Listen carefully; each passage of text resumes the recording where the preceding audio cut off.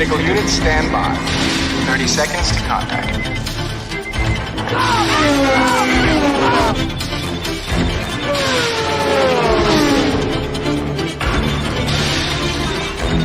20 seconds.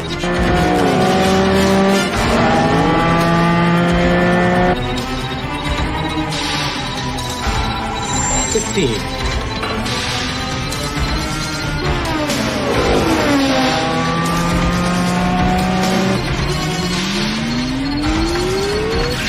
10. 5.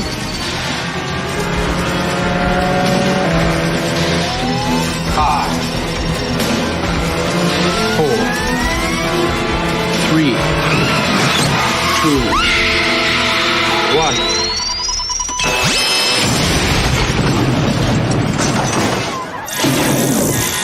1. We got him. Let's go.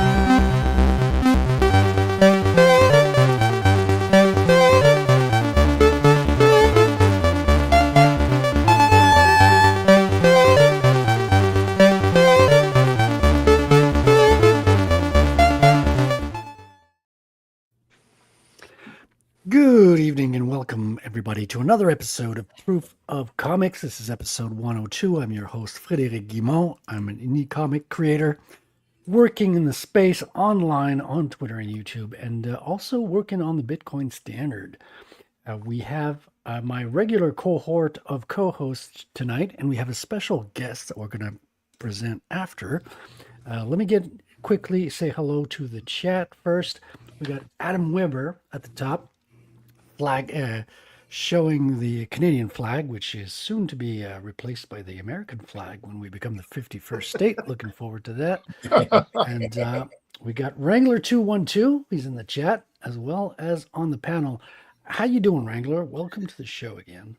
A whole lot of Ola. I'm so excited for tonight's show. I cleaned the cheese out from between my toes. That's too much information, but I feel special. Glad you're excited. Oh dear! Gotta keep that hygiene, you know. Where is this going already? This is what happens. We never Sideways. Know. Yeah. Well, at least sideways is predictable. I think this is going to get chaotic. That's why I tried diagonal. It was painful. We are also joined by our good friend Chris Fisk. Looks like you have a new avatar today, Chris. Unless I'm behind the times. Oh yeah. I've plundered my my video game assets for something that I was working on, the character portraits. So this was Zed Edge's work. Sweet. So, how you been, man? How's your week going? Let's see. Well, I was working on the laser engraver stuff, which was fun. Then I found out that either the laser's dirty or I got to clean it or something, because what I was testing did not come out the way I wanted it to. It was like coming out and then it didn't. So that kind of pissed me off.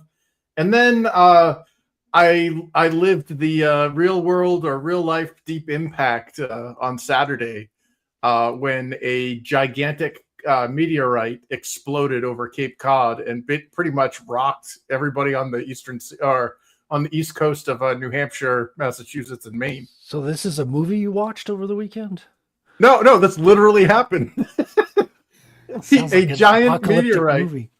Yeah, a giant meteorite exploded over Cape Cod, and my family in like inland New Hampshire was like, yeah, we heard it. We thought it was like thunder or something. But everybody on like Hampton Beach and the seacoast, they got a nice little push from I think it was like 100 megaton dynamite explosion or something. Oh, we do weird stuff like that here in New England.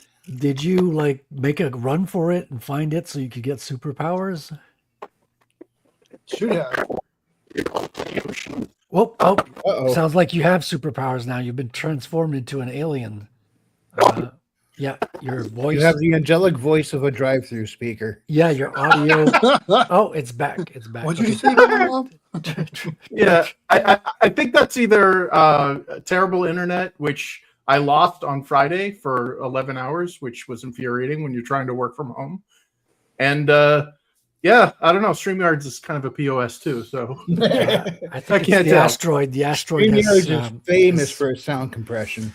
Asteroid has Disclosure day. side effects on you. Clearly, Yeah. It's affecting That's the, a couple different asteroid things going on this week.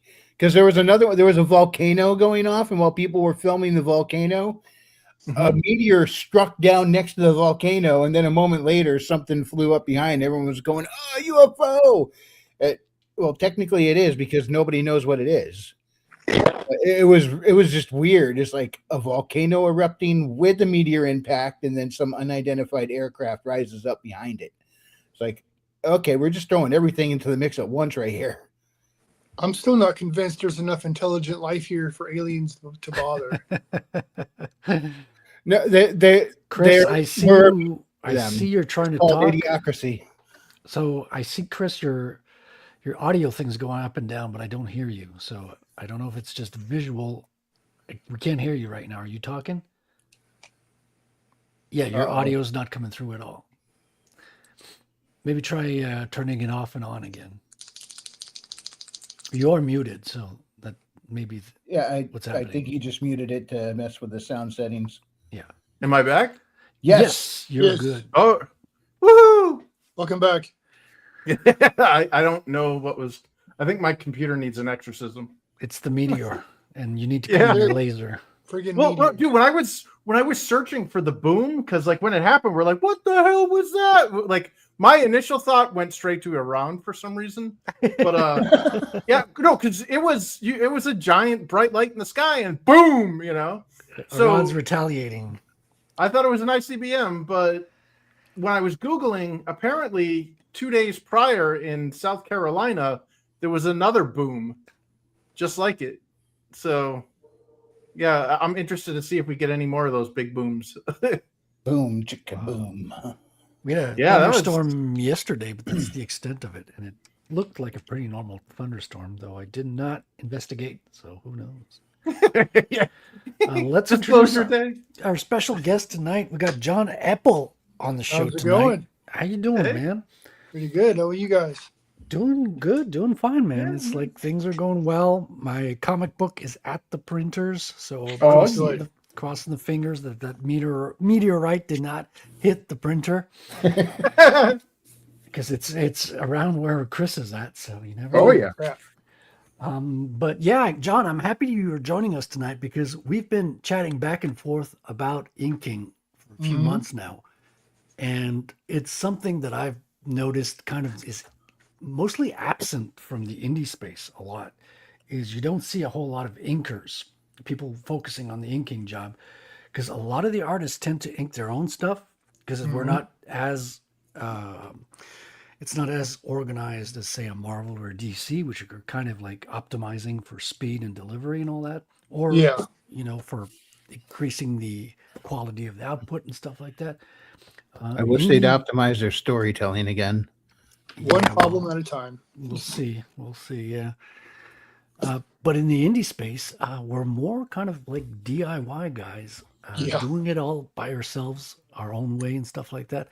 So for me, it's a treat to kind of bring you on and hear about how you got into working as an inker on a gig, because you're working on a gig right now as an inker, or you No, finished? I'm not working for anyone at the moment. I had talked with Karan Grant.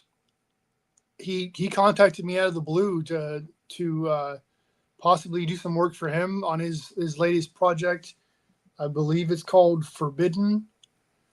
He had sent me a test image, but he hasn't given me the okay to share it yet, so I haven't shared it. But I did that Fantastic Four piece that I posted a few days ago. Yeah, we'll be That was some of his older work. awesome. Let me pull up some of those because we got a bunch of stuff. Because you've been practicing your inking on a lot of like old, well, other pencilers, is I guess Yeah. the way to say it. Yeah, I started on so I've had most of you guys on the show with on the studio. We had Right. Michael Ortiz, the guy that created Arachnus. He and I had gotten to be friends, and he sent me some of his old pictures that he had drawn of, I believe it was Ripclaw. I think he said those were test pages that he drew, but as soon as he posted them, I'm like, just send me. I think that's the one actually. This one here. That's the first picture I saw of his. I'm like, I want to. For whatever reason, That I is got Rip this Claw, crazy yeah. idea. Like, I want to ink that picture. So he ends up sending me like 4 or 5 different pages. 2 of them were a double page spread. And so I just had a field day for like a week and a half, inking all the pages. He loved them. So that turned into me doing couple of Stephen Platt images and the Karan Grant page that I shared a few days ago. And then was it Cedric Nacone, who had done some early work for Extreme Studios. I know he was associated with, I want to say, Team Youngblood, and then he moved on to do some stuff for Wildstorm as well. I shared there's a picture of a pinup that he had done of Bad Rock. Hold on, I'm trying. And this apparently interface he liked it enough that he shared it on his pages. Oh, sweet. Excuse me. So I love what I've done with inking so far. Now I know I'm not perfect. I need to work on like line Let me start tapering this my again. line work more and line weights and stuff like that. But for the most part, I love it. Dude, I understand totally. I've been practicing inking as well. We've been sharing some files and swapping them and getting some ink work done. This is because I'm trying to share our conversation without sharing all my other conversations. Not that I'm got anything particularly, but this is the internet, so. Oh yeah. Because actually those images I was telling you guys about, that was a double page spread. Yeah. I didn't know that's what it was. And I'm like, well, that looks weird. I got these 2 pages printed up and then I figured it out on my own. I'm like, oh my God, this is fantastic. But Michael absolutely loved it. He and I have talked a little bit about possibly doing some inking for him because he's working on bringing Arachnus back. I believe he said he's going to crowdfund it, but I think he wants to try to finish at least a book first before he really gets going with the social media aspect of it. Yeah. But yeah, I love his work. And it turns out he's only like a 3-hour car ride away from me. So as soon as I get time off, I'm trying to coordinate with him to see when he and I can actually hang out. Oh, cool. I think that Stephen was Platt. the first Stephen Platt that I did. Yeah. Apparently that was a double page spread. Yeah. Someone had told me about. I didn't know at the time. I had printed it up on one 11 by 17 size Bristol board. Yeah. And I still managed to do, I think, a fairly decent job on it. Dude, it's amazing. Stephen Platt has got to be like hard mode for an inker, right? Because this guy has an incredible amount of detail, especially on a double page spread like this. What attracted you to Stephen Platt? I mean, he's one of the most amazing. That is a good question. I don't know. I think I'm a glutton for punishment. Yeah. But no, I've been looking at his work. I've got, with my comic book collection, I've got entire sections dedicated to different artists.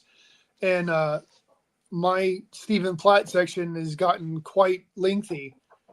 And his work is starting to show up in mine.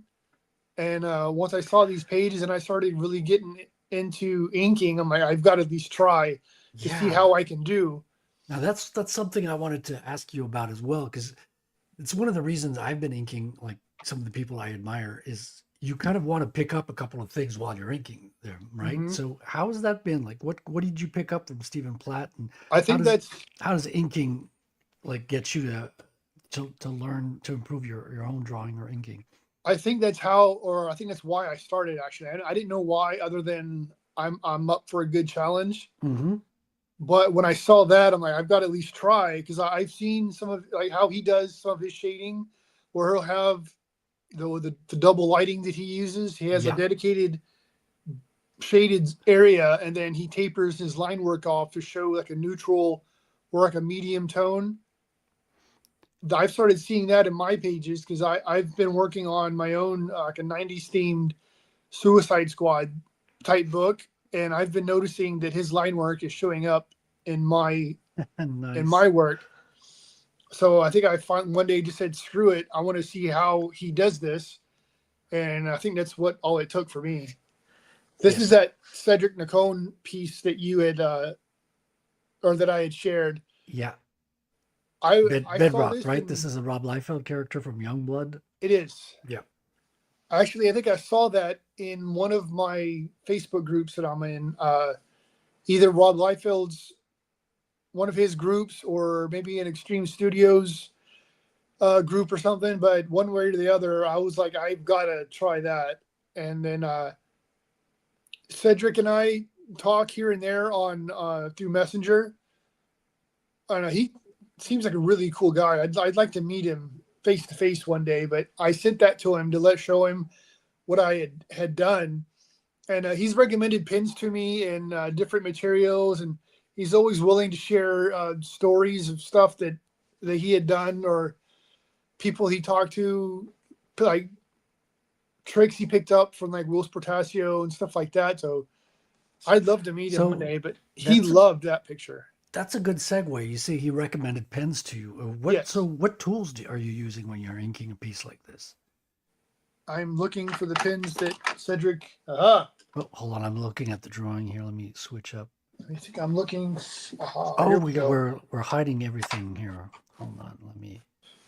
Cynical. Is there a way I can show the share with our faces? There isn't, is it?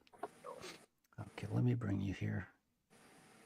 Okay, so what are these? These are Japanese pens. Yes, they are. I believe they're called Cynico. I'd have to look on my Amazon page again. But Cedric had told me that Wills used to use these or still does. And all I needed to hear was Wills Portasio used it. So I was like, I've got to try.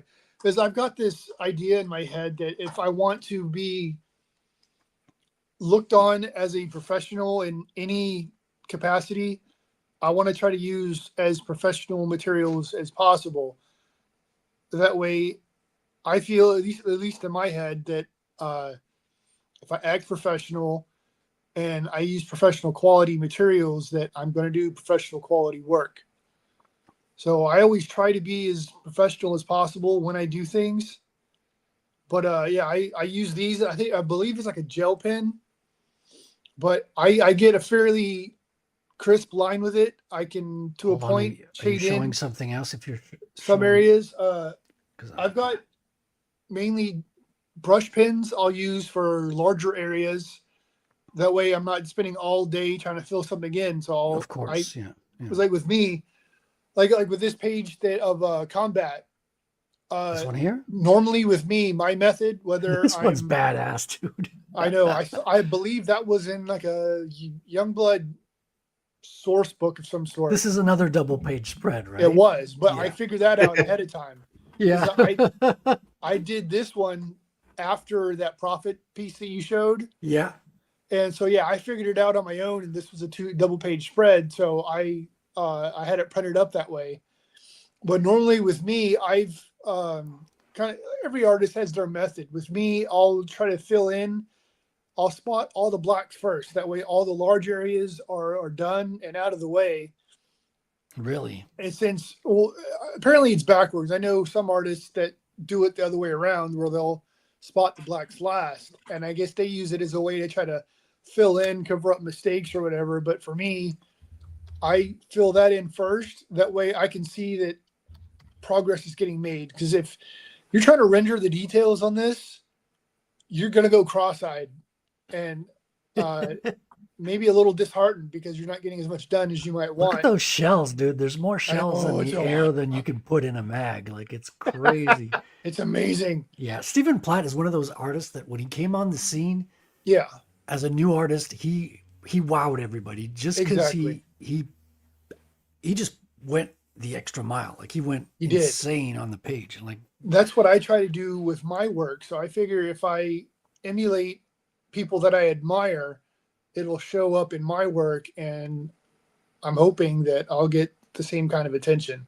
But I try to mix my influences. Instead of being someone's clone, I try my best to try to be my own man. Yeah. In reality and artistically. That way people can't say, "Oh yeah, you're just a Bart Sears ripoff, or you're just ripping off Stephen Platt or whoever." Right, because if you steal from multiple people, it's your own style. Whereas if you steal from just one person, borrowing. No, but that's really the way it is. The technical term is leverage. If you look at this page, thank you, Chris. I think what got my that's why you're here. Initially was Michael's way that he balanced shading, and then he did line work as well. It's one of the reasons why I love Dale Keown's work. He has a good sense of shading in all of his work. I mean, besides his body language and the way he does handles his characters, page layouts, and all that, he has a great sense of shading and how to use it to add depth to the drawing. Yeah. So I've been trying to stick with pictures that have that quality about them, so that I can see, hey, how did this artist use shading to bring out the character's face, or how did he use it to silhouette this character in a way that you can still tell who it's supposed to be. Yeah. So I know Bart Sears was big on that, and I believe Joe Quesada did as well. I know neither one of them really inked their own work, but I know they have a tendency to add a good amount of shading and line work. So I'm trying to find a balance between the two, because I know some artists where all they do is just like insane amounts of line work, and somehow they make it make sense. When I do that, it just turns into like a jumbled mess. Interesting. And when you're inking like this, how faithful are you to the pencils underneath? Are you like religiously like delivering everything that the penciler did, or are you kind of adding your thing here and there a little bit? I try not to add my own 2 cents, because a lot of these were artists that I admire. So I'm like, I was trying to figure out how they did what they did. Because I think an inker should maybe add to an artist, but not overpower what the penciler did. Because like when I was growing up, I would buy a comic book just because Bart Sears, Joe Quesada, David Finch, or whoever I liked, just because they did it. Of course. Now, same here. Yeah. Now, depending on, it's like some of them with Valiant is a good example for me. I wasn't a Valiant fan, but I bought Valiant books just because artists I admire drew them. Yeah. Bart Sears was doing Exo Manowar back then. Yep, and Turok. Turok, yeah. I still got, I think, Turok 1 I know and 2. Quesada did Badass Ninjak for, I want to say, two issues, maybe 3. But he also did a lot of covers for Solar. And he did some Exo Manowar himself as well. It's like with me, I was always, even before I realized this is what I like in comic books, I always gravitated more towards artists instead of like following particular titles, because that way it exposes me to more. I could see what Superman was doing or what Spider-Man was doing or whatever. But for me, I wanted to see the interesting ways that artists would present those characters. Because it's like if you look at a lot of these characters, Batman isn't going to move the same way that Spider-Man does.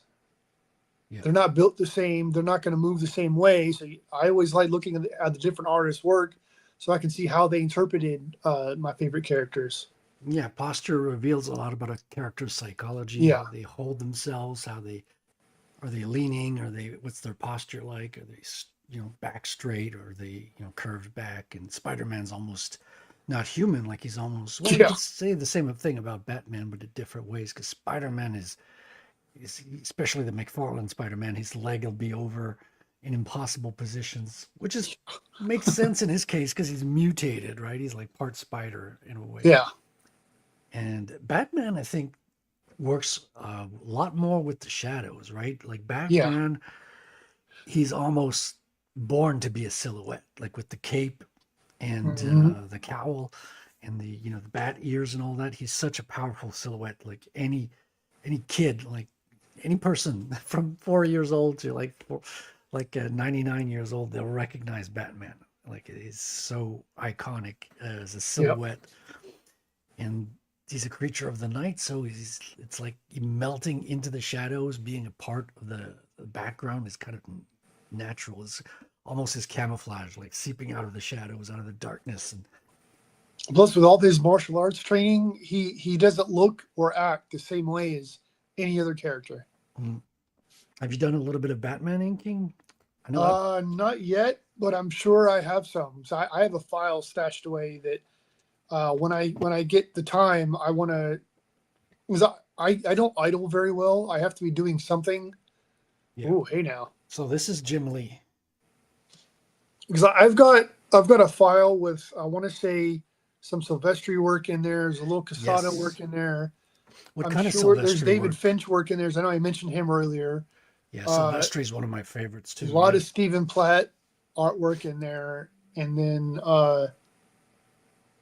heck, I can't remember. I've got a Pit by Silvestri. That's right. I have some. I don't have Silvestri Pit, but I've got some Keown Pit that when I get the free time, I want to try to ink just because I like trying to figure out how they balance line work with the shading. Yeah. Because for me, I've always tried to use shading as a way to add depth or weight to a picture. Because I'm a big fan of Kyle Holtz. I don't know if you guys are familiar with him. Not familiar. No.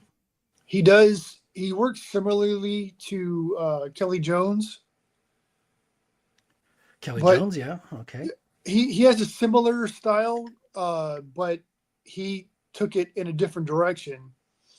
He has more line work, whereas Kelly is amazing in his own right. But a lot of his inking relies more on shading with less line work. Kyle has like a slightly more mainstream version of that, but he's still got a lot of shading in his work. He has some of the darkest, moodiest looking artworks I've ever seen. As I've even seen him do like cartoon characters or characters off those monster cereal boxes. Yeah, but the Chocula. I count Chocula, the Frankenberry. I've seen him draw the gnarliest Captain Caveman I've ever seen, but just the way he does it, it's like that is fucking amazing. What's his name? I gotta look it Kyle Holtz. How do you spell Holtz? H-O-T-Z. H-O-T-Z. Yeah, I met him a few years ago at Tampa Bay Comic Con, and I had a chance to talk to him a little bit. He's like, I first came across his work with when he was with Malibu. He helped do Nightman. And at first, when I was a kid, I was like, hey, that's cool. And I didn't really think much about it. Then for whatever reason, about 10 years ago or so, I was like, I came across the same artwork again. I'm like, this is amazing. Why don't I have more of it? Now I have a stack of his books that are at least a foot thick. And then I have a section, because I have graphic novels on my bookshelf, and then the individual issues inside the boxes. Is this the Kyle Holtz Captain Caveman? That's not. I don't think that's not the one I No? was thinking of. Okay. But he'll have like a regular ballpoint pen that looks like some of his at the bottom. Oh, at the bottom here? No, right there under the one you're on. This one, black and white one, or Right there. this one here? That looks like some of Kyle's work. That Yeah. looks like his Lobo or Crawl. Kroll. Yeah. Oops, it's not giving me. That's terrible. But yeah, Navigation. I love his work. That's a bad quality image right there. It's 80 by 80. Yeah. It's like if you go the Kroll that's highlighted, if you go to the right, there's a picture of his Carnage that he did. Oh, dude, yeah, very Yeah. stylish. I know what you mean by Kelly Jones now. A little bit on the abstract end of things. Yes, Abstract, a but- little bit horror too. I think he draws the best Carnage I've ever seen because he makes him. The guy is so ripped, he looks almost emaciated, Yeah, but at the same time, The quality's terrible. Find it on these amazing. images. Yeah. but just look at the way he balances his shading and his line work. Looking at his work is what got me to pay more attention to how I shade things and try to focus on light sources and stuff like that. That's one of the things that when I got a chance to meet him, we had a good 30-minute conversation at the con, and I've just tried to absorb anything he's done since then, just so I can try to learn as much as possible. Because one of the things he taught me was like, when you look at a work, look at it and try to figure out how did the artist do what they did. Yeah. So I've been kind of stuck in that mode trying to figure out, hey, how did Platt draw this, or how did Dale draw that, or whatever. So I try to look at it from the same perspective whenever I draw my own work, instead of just like da da da, I'm gonna doodle. And I try to think about, hey, this is what I want to try to show in this panel. This is how I want to draw the character. This is the kind of the light source that I'm trying to go for. This is my perspective and all that. So now whenever I look at a panel, look at it, I automatically gears are going off in my head. We're like trying to figure out how did the artist pull the panel off. Interesting. I'd also like to get into a little bit of your own creations, because you say you're working on your own comic book, your own project for the future. Yes, because I mentioned that- earlier how we were doing the stream on the studio, Yeah. and I had done Omer glitches for a while, and then I was on Tuesdays. It was I'm terrible remembering names. Death Metal Hero and oh hell, I'm terrible. They're going to shoot me. I know it. I can't remember. I'm blanking right now, but I was on three different streams during the week to try and promote myself so people can see what I can do and all that. Yeah. And as much as I love doing all three of them, because that's how most people socialize now is through the computer. Dude, it's so true. It's like the Yeah. new networking now. It's like you meet more it people is. on YouTube than you do in real life. I get it, but I backed away so that I could try to focus on my own stuff. Because like my 90s book I told you guys about on Jason Bascom. I just now thought of it for whatever reason. Death Metal Hero and Jason Bascom have a show on Tuesday nights. So I did their show on Tuesday. Omer was Wednesday, and then Saturday I did the studio. Yeah. And I loved it. With I had Don. a good time, Yeah. but I was like, none of my work's not getting done. Because like I hear my you. 90s book, I have the first. I decided that I'm going to do the whole story and then try to put it out. It started off as Wait, do you mean draw the whole thing or just write the whole thing by the whole I'm doing story? both actually, just because I'm a glutton for punishment. But that's going to be like a long time, right? Well, maybe. The first book is completely done. I Okay. started it on my last deployment because I was in the military, so I I started it. It started off as a half of a flip book. I figured since it was a 90s themed book, that'd be a cool little gimmick to kind of sell it under. And the guy that I was working with never finished his half of the book. So I said, screw it. I'm going to do the whole story. I ended up stretching those 12 pages out to 24. I think it told the story better. And then while I was doing that, I'm like, well, screw it. Instead of trying to do one book at a time, I want to do a graphic novel. Because like most of the people I follow online that do crowdfunding, they do a graphic novel. Yeah, it's like 32 to 48 pages. Give or take. A lot of times. Some people go over that. I know Yeah. Eason is like in the 60s or 70s with some of his books. Like I think so. he just adds pages. I'm averaging around 60 or so because I'm thinking generally a regular book is roughly 24 pages. Mm-hmm. So I 3 times that, so 60, 68 pages. Oh damn, that's a lot. It is. But Holy there's crap! like European comics sometimes like come out one per I year know. with 68 something like I've that. thought about that too. I do like their method of doing books because they do the whole. Cause I'm a big fan of Manera and Manera is like some of the most beautiful women in comics. I believe. Yeah. Who?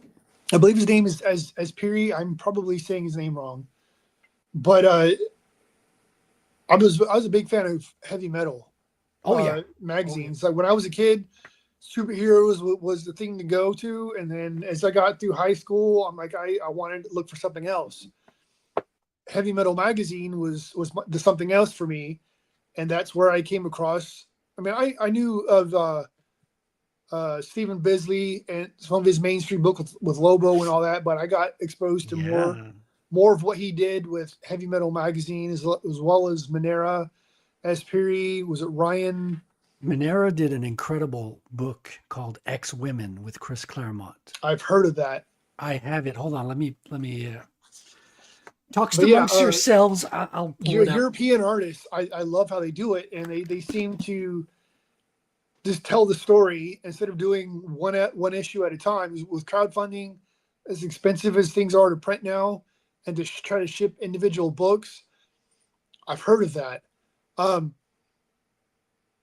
yeah, I figured the short version, that the way to go for me was to just try to tell the whole story, which I'm looking at 3 to 4 issues, I guess, to tell the story. I'm calling it Suicide Run because the book is. I was a big fan of Suicide Squad as a kid. Yeah, and I'm a huge fan of Image Comics. So and especially Extreme Studios. So I know they're not for everybody's. All I'm trying to do is just tell a fun story with interesting art. That is awesome. Yeah. So Manera's known for drawing his women.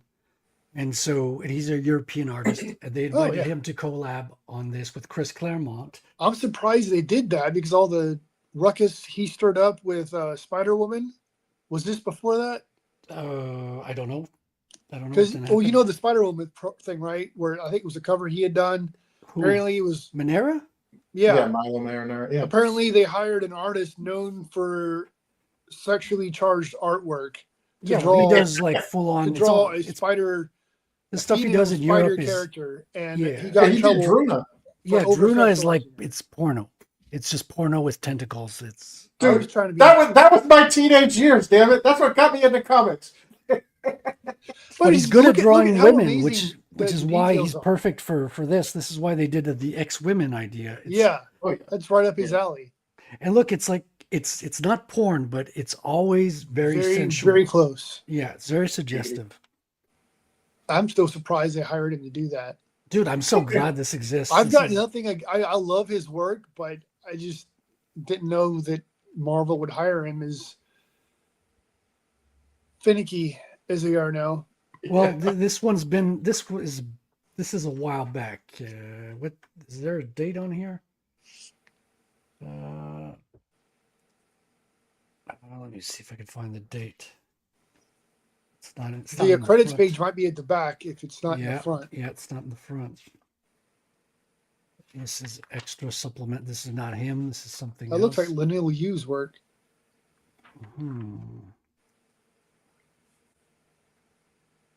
Sometimes the credits page is like, they usually have the indicia that gives the date regardless. This is a different type of book, I guess. I can't find the date on this to save my life. Look at those pigs. This is Storm. She looks. But yeah, when I got into heavy metal, I'm like, it's like it opened up a whole new world. And granted, it did because it exposed you to different themes that mainstream comics wouldn't show. But outside of that, if you're mature enough to handle it, you could look at a whole new type of artwork. So, like with my personal collection, I've got superheroes and mainstream books, the underground comics, lots of indie comics, heavy metal type stuff. I've even got books from that artists that were in heavy metal. They would do art books. I've got some of those in my collection as well. And yeah, I think comics are an amazing art form just because you can do literally anything you want with them. Yeah, there's way more than just superhero stuff out there. Look, there's an afterword by Joe Quesada. And the first line is, "I truly dislike Milo Manera." How do you say that? Yay! Is he a communist? Now, mind you, Yes. it's not a dislike born of anything tangible or even based in reality. As a matter of fact, outside of the pages of his comics, I regret never having the pleasure of meeting Master Manera. So this might be a play, Okay, that makes up for it a a little bait bit. and switch. But you see, that's where it begins and ends. And it's his work. It's his infernal, beautiful, awe-inspiring work that gnaws in my diddle-kit's artist psyche. So I dislike him because he's too good, kind of a thing. No, He nothing did wrong that with clip. I you dislike seen that him Rich because Evans he's so clip? remarkably talented and makes process look effortless while looking at it. So, okay. So this one's incredible. Highly recommend this. Beautiful Women by Milo Manero. I'm gonna have to look that one up. I didn't know he was the guy that did that Spider Woman with the ass up. Oh yeah. But yeah, it's funny when we're talking about art materials. I have like 3 or 4 different art stores that are within commuting distance from me. I'm only allowed in art stores now with an allowance. I thought you were going to say I'm barred from the art. No, well, if my wife had her way, yeah. But it knows I'm like, oh, hey, that's a new art pen. I haven't tried that one because it seems like I'm always on the lookout for one that works just right. Because I've had some that it's like, how you're drawing, you get the oil or whatever from your hand on the paper just because your hand's touching the paper. Okay, no big deal. But some pens that I've used, it's like the least little bit of that's on the paper is like you can't just erase it away and then the pen won't work, or the pen sticks, or it just for whatever reason it doesn't work the way I want it to. So it seems like I'm always on the lookout for I need the perfect pen. And so whenever I see a new brand or a new style that I haven't tried yet, I've got more pens that I know what to do with at this point. Yeah. The main issue I have is with the whiteout pens. So yes, I hate. I got jelly rolls, which I hate those fucking things. Well, when they work, it's nice, but that's the problem, though. It's hard getting them started. And the second one I got is the acrylic paint markers. This ones are a little bit easier to control. Yeah, you have to kind of push in the nib to get the juices flowing, and then they'll flow for a little while, and then they stop flowing, and you got to press into the head. Like the head's got a little spring on it. Yeah. But I'm still looking for the perfect whiteout pen, which I don't think it exists. I've got something for that. Really? Hold on, let me put you in. Because look, these are some of the ones that I've accumulated. Okay, the one on the right. This one is a gel pen that I'm surprised I haven't thrown it away yet.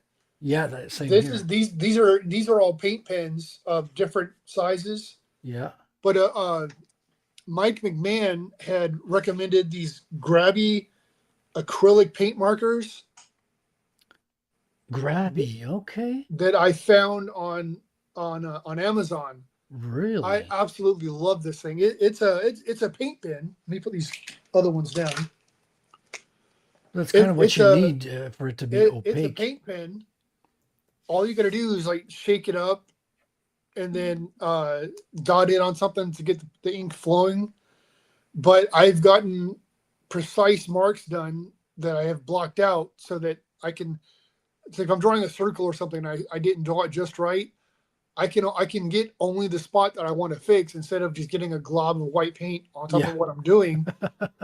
Because I mean that's always so much fun to try to repair. Maybe if you do it this way. Grabby. Yeah, I'm opening my Amazon, another tab But yeah, here. they are on Amazon. I highly recommend them. They come in like a pack of I want to say 6, and I don't think I spent more than like $12 for it or something like that. Oh, that's good. But That's I've good had it price. for like a week, and it's like I already want to throw away my my gel pens more than I usually do, just because they never seem to work. I haven't really had a problem with that outside of oh hey I need to shake it up because it's been a few days since I've used it. That's been the closest thing to a problem I've had with the Grabby pens. Yeah, I see them like $20. This is Canadian, mind you, so it's like 15 Oh, okay. for 6. Yeah, I'm gonna. But yeah, I'm in a one of the other guys that we've had on the studio does a book called Blood Force, and he had posted on his Discord. Yeah, but that started as a parody, right? Yeah, it's a pretty great comic. I think I ended up ordering a copy myself. He sent me advanced copies online, so I have like the first I want to say 4 issues. So I've seen them. I know what's going to happen. Oh, he's pretty far advanced with. Yeah, I've seen him work. He does Mitch streaming as well. Mitch has a stream on Sunday afternoons, and he's a draw stream, and he talks about pretty much whatever the chat wants to talk about. And he was trying to sell people on the gel pens, and I politely shut it down as quickly as I could, just because I didn't want to hear the nonsense. I'm so pleased with these Grabby markers. It's like I ended up sending them the link in the Discord for the Amazon so that they can get their own, because like pretty much fuck gel pens. And, Yeah. Yeah, dude, I know. Like they're such a headache. So I've even got brushes with the white ink for like white areas, or if I want to do stars and stuff like that. Okay, just classic white ink. Yeah, that's the way they used to do it. Oh, But I use that for like larger areas. But yeah, these Grabby pens, I couldn't be more happy with how they work. Because I even had my my last commission. I did the client wanted me to do a public domain character from like the 30s, but he wanted me to update the design of the character. And so when I did that, unfortunately, this client decided he was going to wait until after I started inking to say, hey, I want to change the expression on his face. Okay, it's not a big deal. But thankfully, because I had these pens, you can't tell that I had to change the whole expression.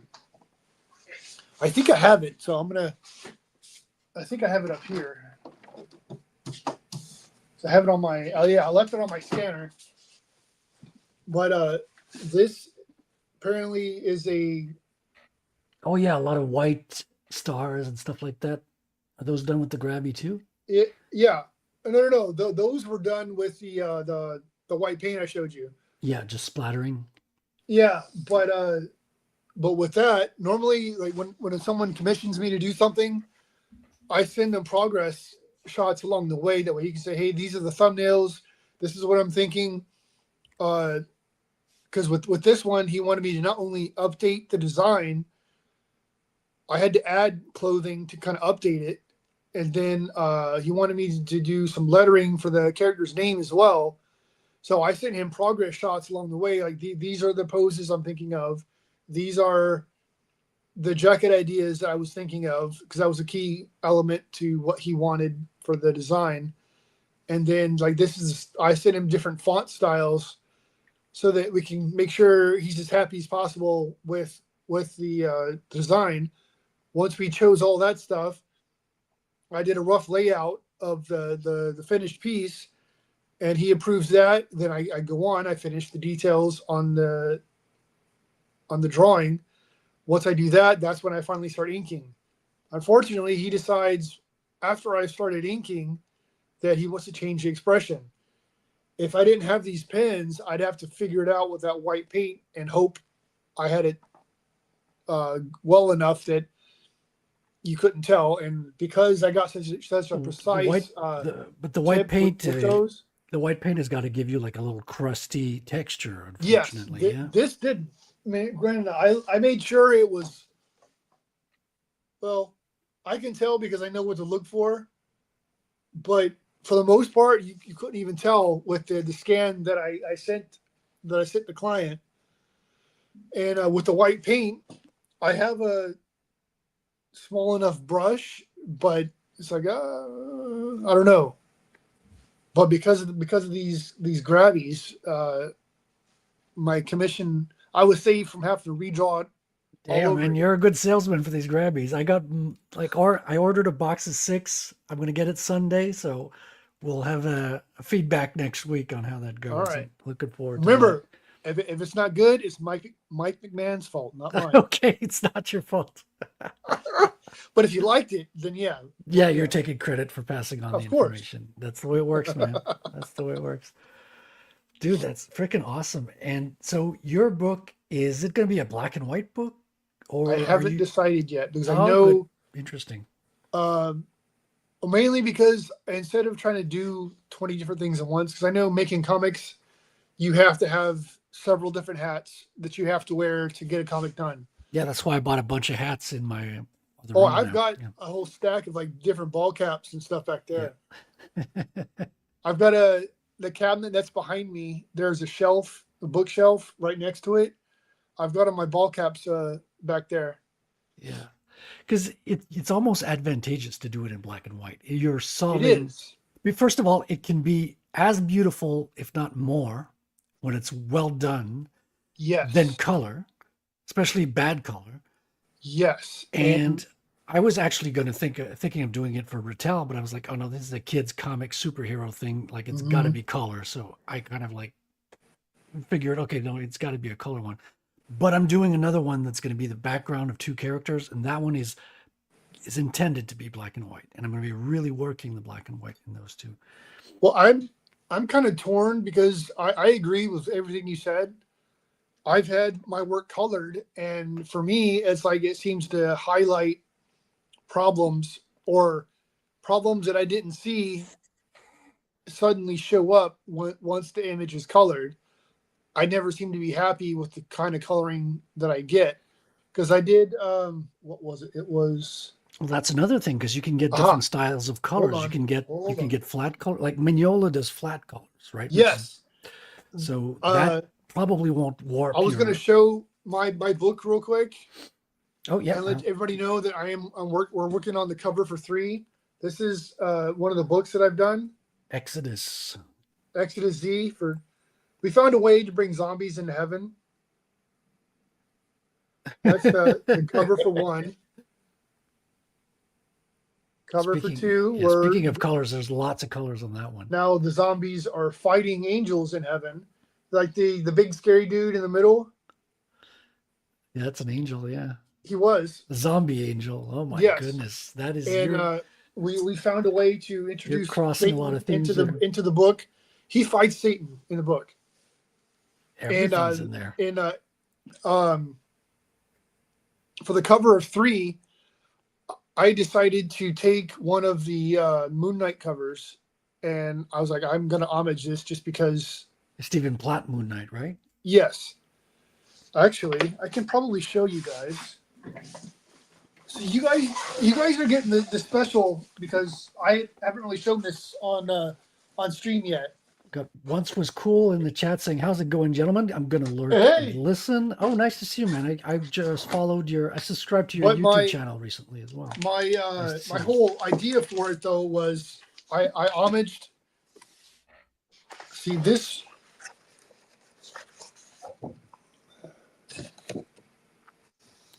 Hold on. Let me blow you up a little more. No, that's not more. Which one's the big one? I can't drive here. What's going on? All right, this is gonna have to do. Oh yeah, dude. Like, yeah. That's going to be the cover for 3. Exodus Z3. Yes. Okay, and this is not the same as your book. This is another book. No, correct? no. The book that I just showed you guys, this is going to be the cover for issue 3. Yeah. Because I referenced Moon Knight 55, which I believe was Platt's first whack at Moon Knight. I just loved the intensity on the cover because the story. Well, that's the book that everyone talks about in reference to Stephen Platt. That's when he came on the scene and just like wowed everybody. I believe so. But the colors were flat, like you mentioned with Mignola. Mm-hmm. And like I decided that that's how I want to color my book. It's a 90s theme book. I want 90s style coloring because a lot of the digital coloring now for me just I don't know, doesn't do it for me. Well, it depends on the style, yeah. It looks great in other people's work, but for whatever reason, I haven't found. Wait, actually, I did. I did even Mike Mignola's flats, they're not just random colors as well. Like he does a whole lot of selection in the colors. Like there's thought and there's if people look up Moon Knight 55, they can see the colors that he used, and the colors aren't necessarily blended, but they use like 2 different colors, but it's like a completely different shade would add weight to whatever it is that they were drawing on. Say they wanted to do somebody's thigh, they'd have whatever color pants they were wearing, and then they'd have a darker shade to add depth into all that. So that's what I want to do for my book. But for the longest time, I was like, I haven't gotten that far yet. I want to finish the book, and then I'll figure out how to get it colored and all that.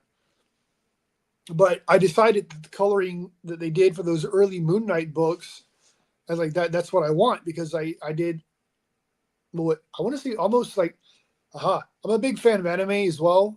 So a lot of the cell shading that they use. What up, Scribe? Subscribe. A lot of the cell shading they use in like the 90s and early 2000s like anime. Oh yeah. I want that kind of coloring. Oh, that interesting. Way, cell shading. That way, because one of my big problems is you got flats and you got like a line of shadow here and there. Yes. Yeah. That way I can still see my line work. Yeah, because it's not gradient. It's not like overly shiny or bubbly. Yeah. Yeah.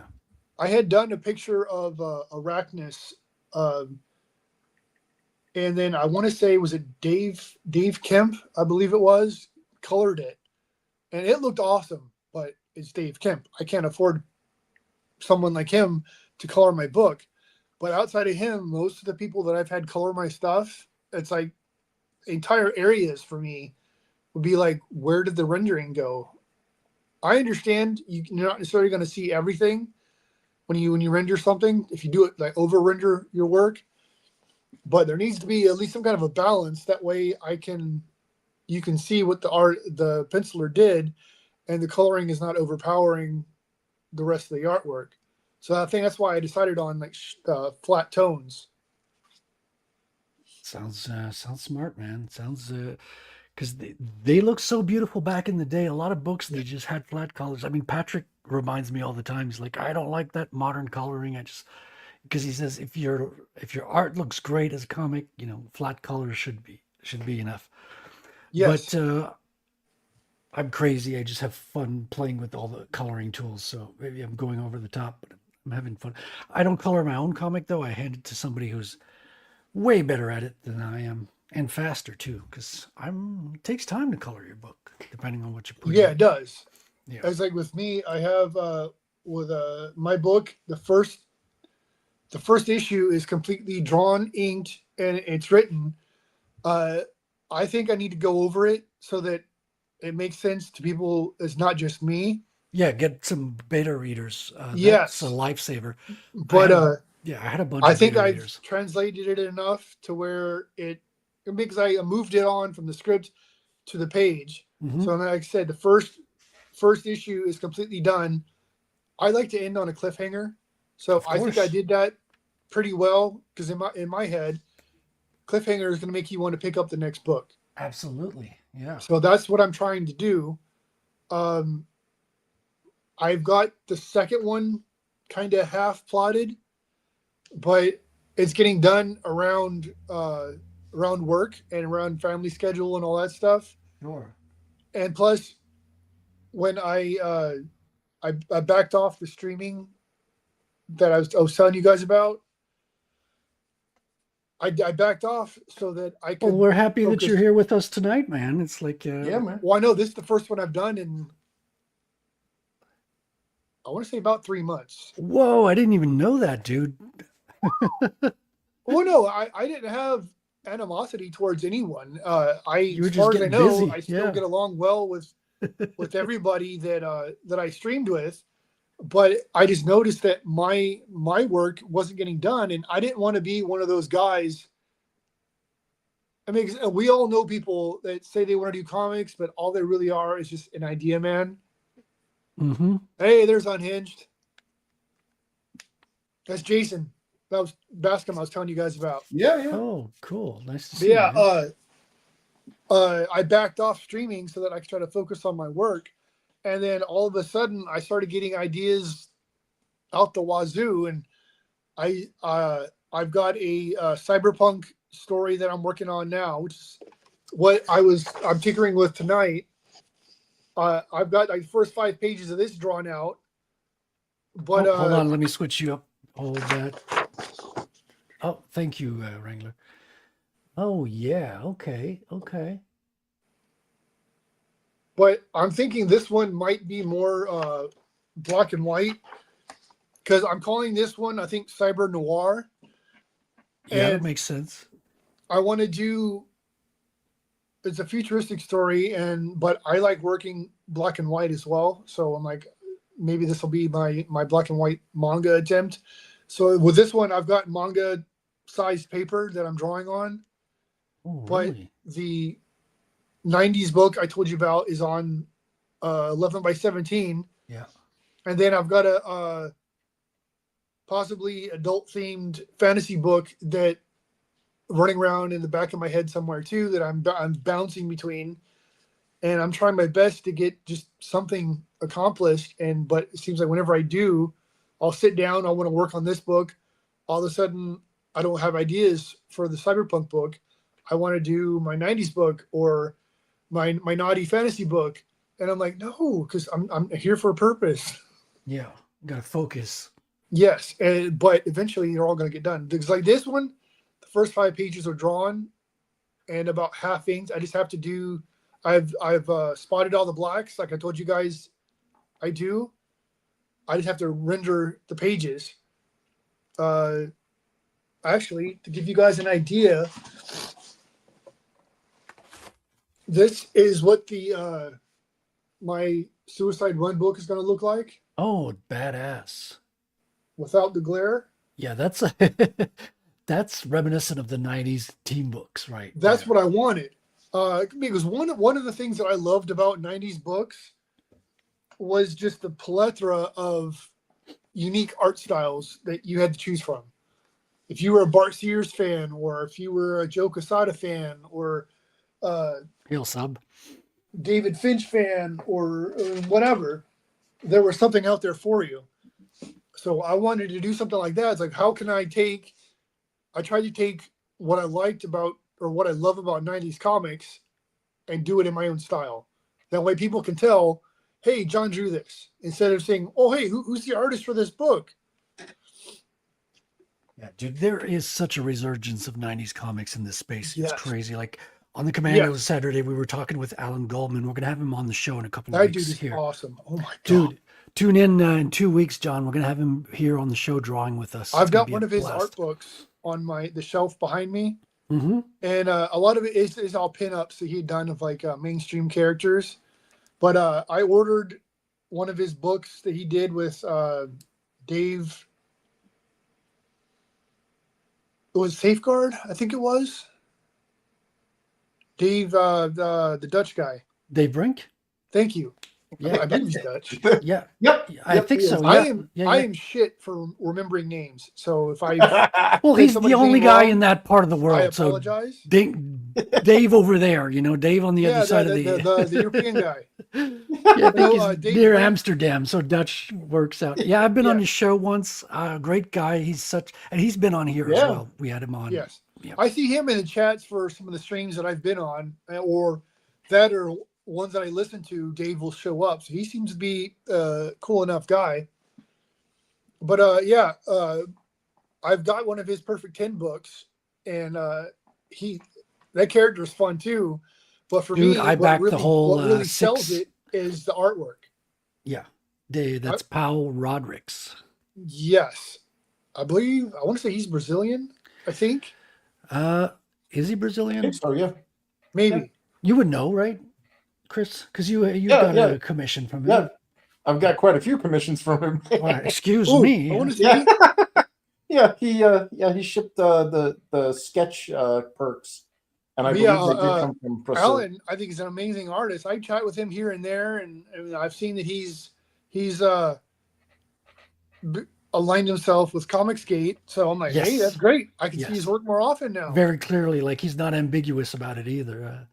Yeah. So very, very. Well, very like fun. for me, I've got friends that are in that area, and then people that aren't. So for me, I'm not going to be like, oh no, you have to do Comicsgate or your shit. If I know somebody doesn't like it, I'm not necessarily going to push it. But at the same time, they make most of the kind of books that I like. Yeah. And it's like with me, from most of my experience, as a whole, they tend to be more interested in making a quality book. It's like for me, whenever I go to a comic book store now, I'm almost exclusively indie and back issue books now, Yeah. and then crowdfunding. But I know I can't buy those at a comic shop. Yeah. But just as a general rule, the CG guys tend to make more the kind of books that I want to make. So that gets my attention. It's like, oh, hey, how did Mark Polton make U.S. Assassin? Or Mike McMahon, how did he draw this? How did he draw that? Or the, this nifty, maybe you guys have heard of this guy. Oh, yeah. Sontag. Yeah, Joe Sontag. We had him on Commandos 2 weeks ago. Yeah, we had Joe on Studio? the studio as well. I've talked to him. I would consider him a friend just because I've talked to him a lot. Hail Jabroni. We had But yeah, BA was our first guest here on the show. Hey, so That's always- what the guys that I mentioned, a lot of them I talk to on a regular basis. So I'm like, that's what I like about them, is that they tend to be very approachable people. Yes. A lot of the people outside of this group are the opposite of that, or they tend to be people that don't have good intentions. I'm not going to say anything more, but We don't need just to. as a yeah. general rule, Comicsgate people tend to be more the kind of people I would hang out with in real life. Yes. Yeah, same here. So that's what I've gravitated more towards. And not once has anybody ever told me, oh, you have to do this or you have to do that.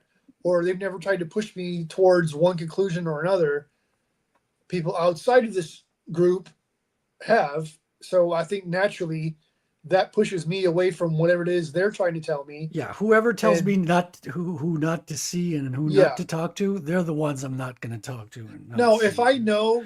if I'm friends with this guy, and I know that these two guys don't get along, I'm not going to try to put them in a situation where they have to interact. But at the same time, if I'm friends with them, unless they've done something to me directly, I don't see why I can't continue to be friends with them. Yep. Or colleagues to whatever extent, if that's what the relationship entails. In this space, it's like a colleague relationship. Like every other Yes. comic book artist who's on YouTube, on Twitter, you got to think of it as a colleague relationship, because even if you're not working with them now, you're going to have to interact at some point in an event, on a show, or this or Yep. that. So you got to act a little bit civilly. Is that a word, civilly? I'm French. So. Well, I've thought a lot about this because we mentioned earlier how networking or socializing to that point is online. Yep. I've gotten my work. Mark Polton's book was a Gun Goth. I'm sorry. Oh yeah. Oh yeah. I got a pinup done in his Gun Goth book, and I don't think I would have been able to do that if I was a shithead to him, Yeah. or if I was Yeah. or if I was unprofessional.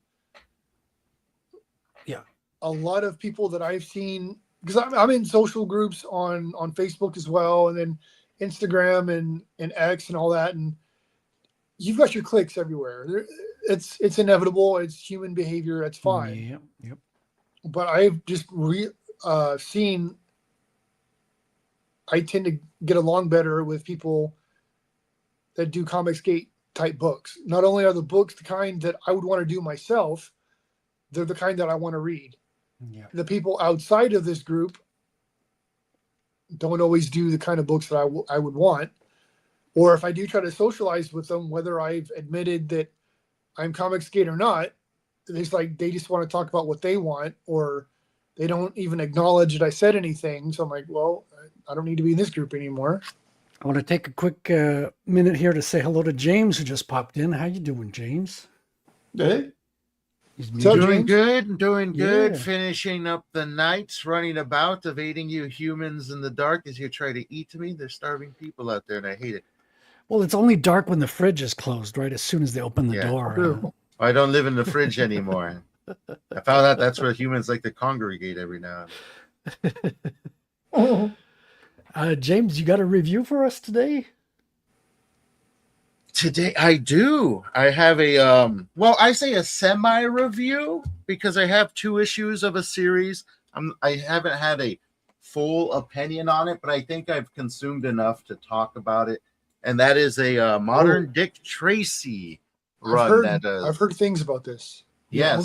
We're gonna go through it, and we're gonna do a review about it. So the second half of the show, John, we go into reviews. James has one, a couple. I have a John Tiffany book I want to get into real quick too. Oh yeah. But I'll let you start, James. And so, John, if you want to stay with us for the review, you're welcome to do so. Yeah. If you'd rather hop off, that's fine as well. Whatever you feel inclined to do. And James, shall we play the intro here? Yeah, let's hit it. All right, let me see. I should have had my finger over the button before I asked you. See, that's what Way to professional go. is all Jeez. about. Here we go. It is almost a work of art. It is a work of art, Cindy. The greatest medium of all time. The comic book. Hey! What's missing from this page? The negative space! We read it, we shred it, we tell you the truth. Negative space! Comic reviews!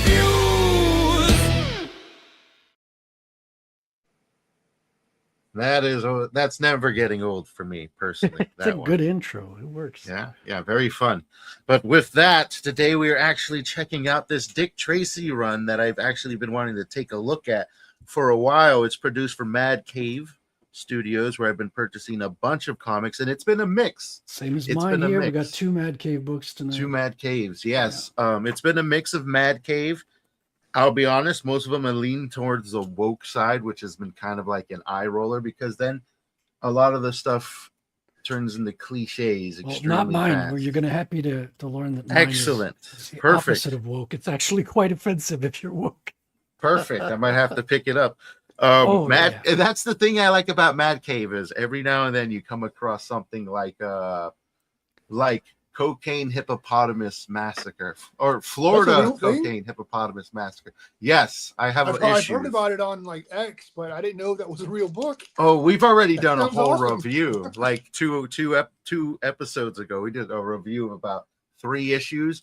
Very fun, very satirical. It's all sort of like Rah patriotism, satire, wrapped around the Reagan era. Very fun stuff. So I But find with- if it's inappropriate, I'll probably find it funny.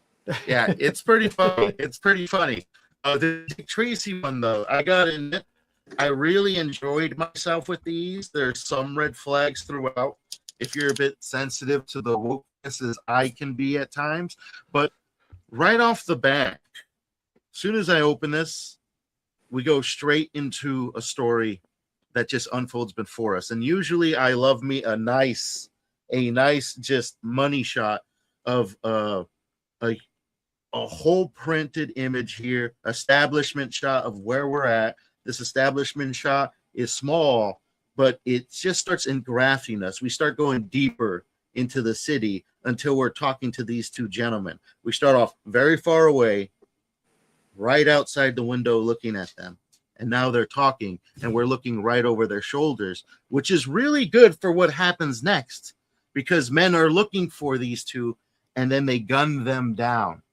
And like I say multiple times about a comic, your first handful of pages are making a promise. You're setting mood. You're showing style. You're saying, hey, look, if you keep on flipping, this is what you're going to get. And it's usually going to escalate from here. And this is perfect because as I'm reading these comics, it meets the promises over and over and over again, and it keeps them. And I also love the style. Like you were talking about flat colors. There's a lot of flat colors used in this, and it just blends so well for such a classic comic, and it actually holds the time period pretty well because this is set in the 50s, I believe, or so I believe. You know, you see vehicles, you see the way people were dressed, and I remember the first one. It was roughly around the 50s or 40s, or the original character in his comic is portrayed in that era. So I imagine this is still then. It'd be kind of weird if they just threw him in a separate era and never mention it. But it blends well. The storytelling is well done within the first handful of pages. It gives us a mystery we're going to follow throughout, and it continuously adds intrigue as we go. Some crazy eyes there in the third panel. Boom, right there. Yes, well done with the faces. And we get a huge blam at the end with a lovely kill shot right there. Just too late. Written across. The limp body and the blood of pool is well done too. It's all done extremely well. Hard to draw a limp body sometimes. Yes, very visceral and not that much gore at all, really. Like we go back to this page here where everyone's dying.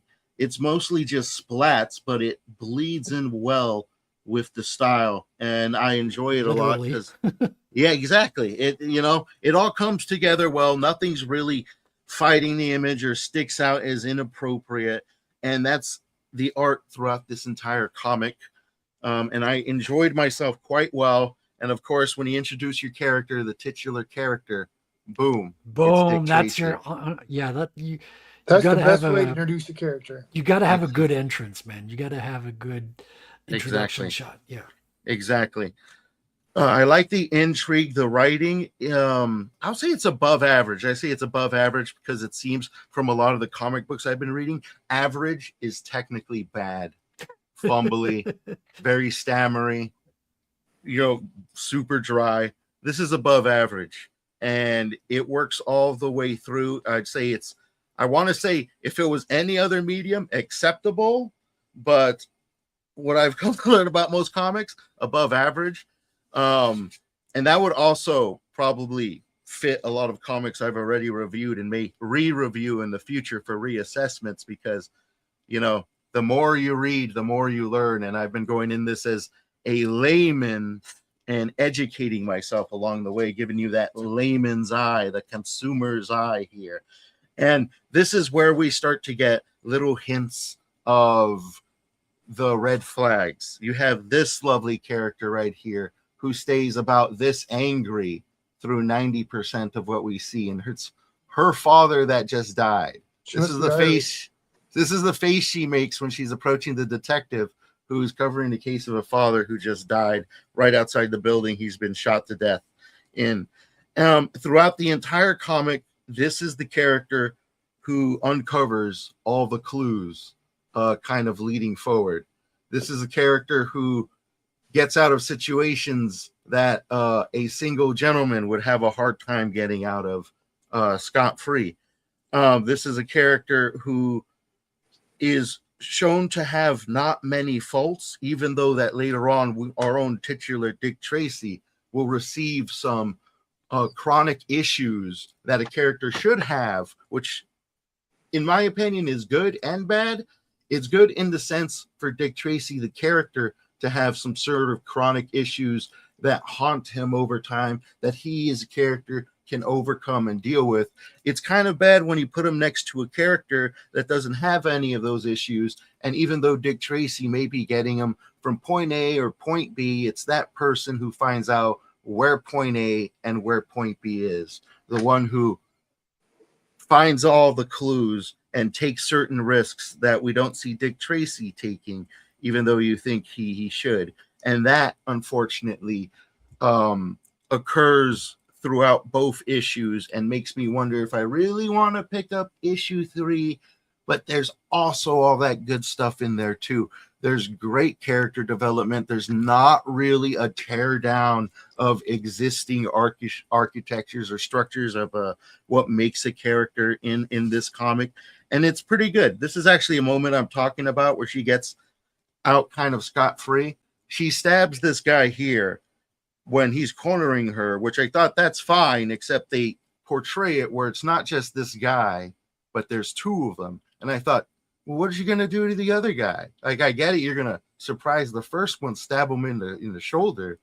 What are you going to do with the other one? He's right there. He's going to tackle you. He's going to reach for you and do all this. But it goes straight to another thing that I kind of complain about comics, and that's teleportation. You don't know what you do to the other guy. We show him in the scene. You see him reacting to his friend getting stabbed. But then on the bottom, teleportation. Oh, look, help me. I need to get out of here because who knows what happened to this guy. All I know is the door's behind these 2 guys. So I guess he too just got stabbed somehow out of frame. So that's action out of frame. Not the biggest fan. Luckily, this is the only time action out of frame happens. Besides that, we get a lot of cool shit like this. We got this cool character here. I'm not familiar with the Dick Tracy lore, but he seems like he belongs in it. And he just is like the number 1 hitman. Was it the guy in the green? Afraid of. The guy in the green. Yeah, it looks like Flat Top. That's his name, Flat Top. It's all coming back. I was supposed to review this last week, so I'm pulling the in Dick last Tracy week characters used to have like very pronounced like head shapes. Yeah, like they all looked like Antifa.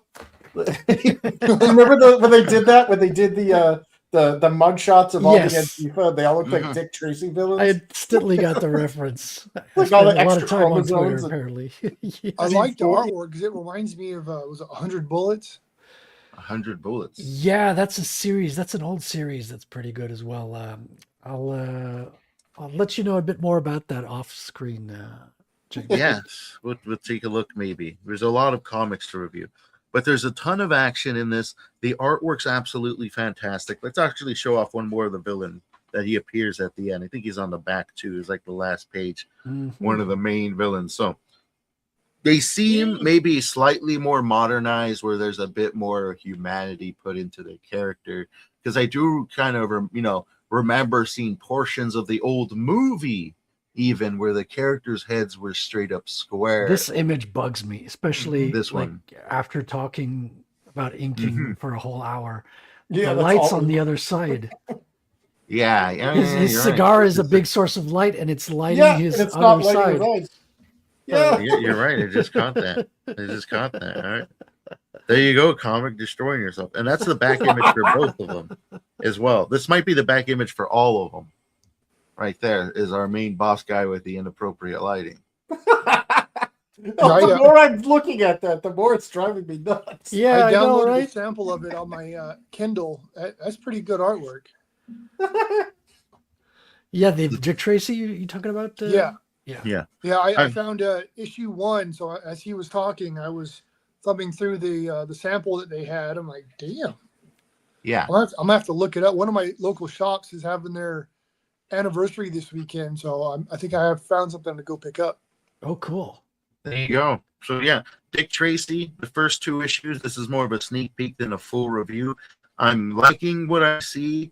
I kind of like where it's going. I wish Dick Tracy could actually do more in the story rather than sort of react and be the save man, as in bullets start flying. Dick Tracy's going to push you out of the way. But I also want Dick Tracy to be the guy who finds the clues, who's poking through the dark. A lot of that seems to be reserved for the female character, which I don't necessarily like. And like I said, for me, that's a red flag. Maybe for others, that's not a red flag. And if it's not, check it out. I am going to continue reading it. It's a 5-issue series. I like where it's going. The bloodbath is amazing all the way through. We get corrupt cops. We get noir dialogue. We get many different characters, and none of it feels like it doesn't fit either, because there are a bunch of characters in here, but it all sort of blends cohesively where it doesn't feel overly jumbled at all. So prepare for a full review and judgment of this soon.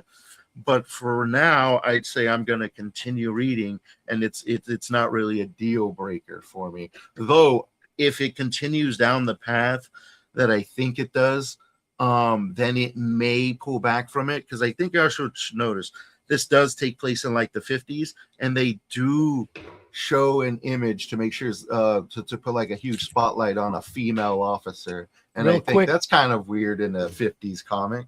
Real quick, hello to Chris Peel, joined us. Hey, how you doing, man? Hey, what's We're up? just reviewing some comics in the second half of the show. We talked with John about some inking in the first half, and we're going through Dick Tracy. James, you're almost done with this one. Yeah, right? basically done for now. I'm going to check out the other issues and give you a full review. If you like the artwork, awesome. I enjoy the writing. Fingers crossed on the story. And that could be the deal breaker if the story is way too cliche at the end. But, first couple issues, non-offensive and very fun. Take a look at it for now. Did they say why they set it in the 50s? Because it never Depression era mentioned. character. Never mentioned. I didn't really get the Depression era vibe from it. To be honest, everyone was very the original took place. Yeah. Yeah. Never mentioned at all the way through. But that's pretty much just sort of the aura I got, that it was bleeding through the pages. But we'll see. I'll start digging into it a bit more, get some answers for some of these questions. Well, did any of you guys watch that The movie? Spider Noir? Well, we no. watched the trailer. Yeah. Dude. I'm on the fence. With Nicolas Cage. I watched it. I gave it a fair go. And the whole movie? It's a series. It's an 8-episode series. It's a on Amazon. series. Oh. And my biggest gripe is I'm not going to bitch about historical accuracy. I'm going to bitch about historical authenticity. And if you want to do a period piece, don't push anachronisms and shit that people who aren't even history buffs know are bullshit, because you're going to tear your viewers out of the out of the film or out of the series. Really? You got an aging Nick Cage who sounds like a geriatric Jimmy, sounds really like it's like a Jimmy Stewart impersonation done very badly. And like, as soon as he puts on the costume, I'm a spry chicken, woo! And it's like, dude, like, that's your stuntman or your CGI. Like, this is ridiculous. The interracial stuff is insane. It's like it's like people don't realize that like the 1960s were a huge step in like integration, like racial integration and stuff. We had like enclaves. We had racial enclaves. We still kind of do to some degree, but they were very pronounced in the Depression era. When Who Framed Roger Rabbit is more historically authentic than, your Spider Noir, you've got problems. You've got like a black nightclub, like a speakeasy or whatever during the Depression era, where there's an Asian woman who's like your singer. And then all of a sudden, the Asian woman, because she's hot, is in a romantic relationship with white Ben Reilly, played by Nick Cage. And it's like that would have been taboo. Like, remember when Uhura and Kirk kissed on Star Trek and it was like an event? Yeah. They like, this is just two people on the street. You would have heard gasps. You know, I hate it when they do that. I feel like this is what happens when children who never paid attention in school try to make historical things. Oh, Chris. Yeah, Barney and Betty Hill had a lot of issues back then as a couple. Yeah. So that's my bitch fest about Spider Noir. I didn't like the like. There were all sorts of modern references, like I'm doing Tai Chi, dude. It's 1930s. No white person knew what the fuck Tai Chi was. I mean, hell, in the 1960s, they thought Kung Fu was still called Chinese boxing. Bruce Lee had to set him straight up. Yeah, I had a bad feeling about that one to start with. I got It's kind something of odd though that Nicolas Cage voiced Spider Noir in the Spider-Verse movies, and he's playing him here. But in the Spider-Verse movies, he's Peter. His name is Peter Parker. In this series, his name is Ben Reilly. Yeah, I think it was a rights issue, and they had to use the other. Yeah, when they do stupid shit like that, it's usually some kind of a rights issue. Yeah. I've got another book from Mad Cave tonight, and this one. Oh yeah. This one hits on all cylinders, to be honest. I have nothing bad to say. I'll try to find something. I got this when James was reviewing Mad Cave website. We were going through the different books. And one of my big pet peeves was getting a lot of woke James Bond lately. And I saw this, which looked very much hits like the same notes as James Bond. We'll see in the interior that it's actually got its own flair. It's not a spy. It's a different type of story, but it hits the same. It must notes. have hot babes in there because you woke up Australia. Yeah, clearly. Yeah. Hey everyone, Corey you're Bart's just here. in time Bart's for the party. babes.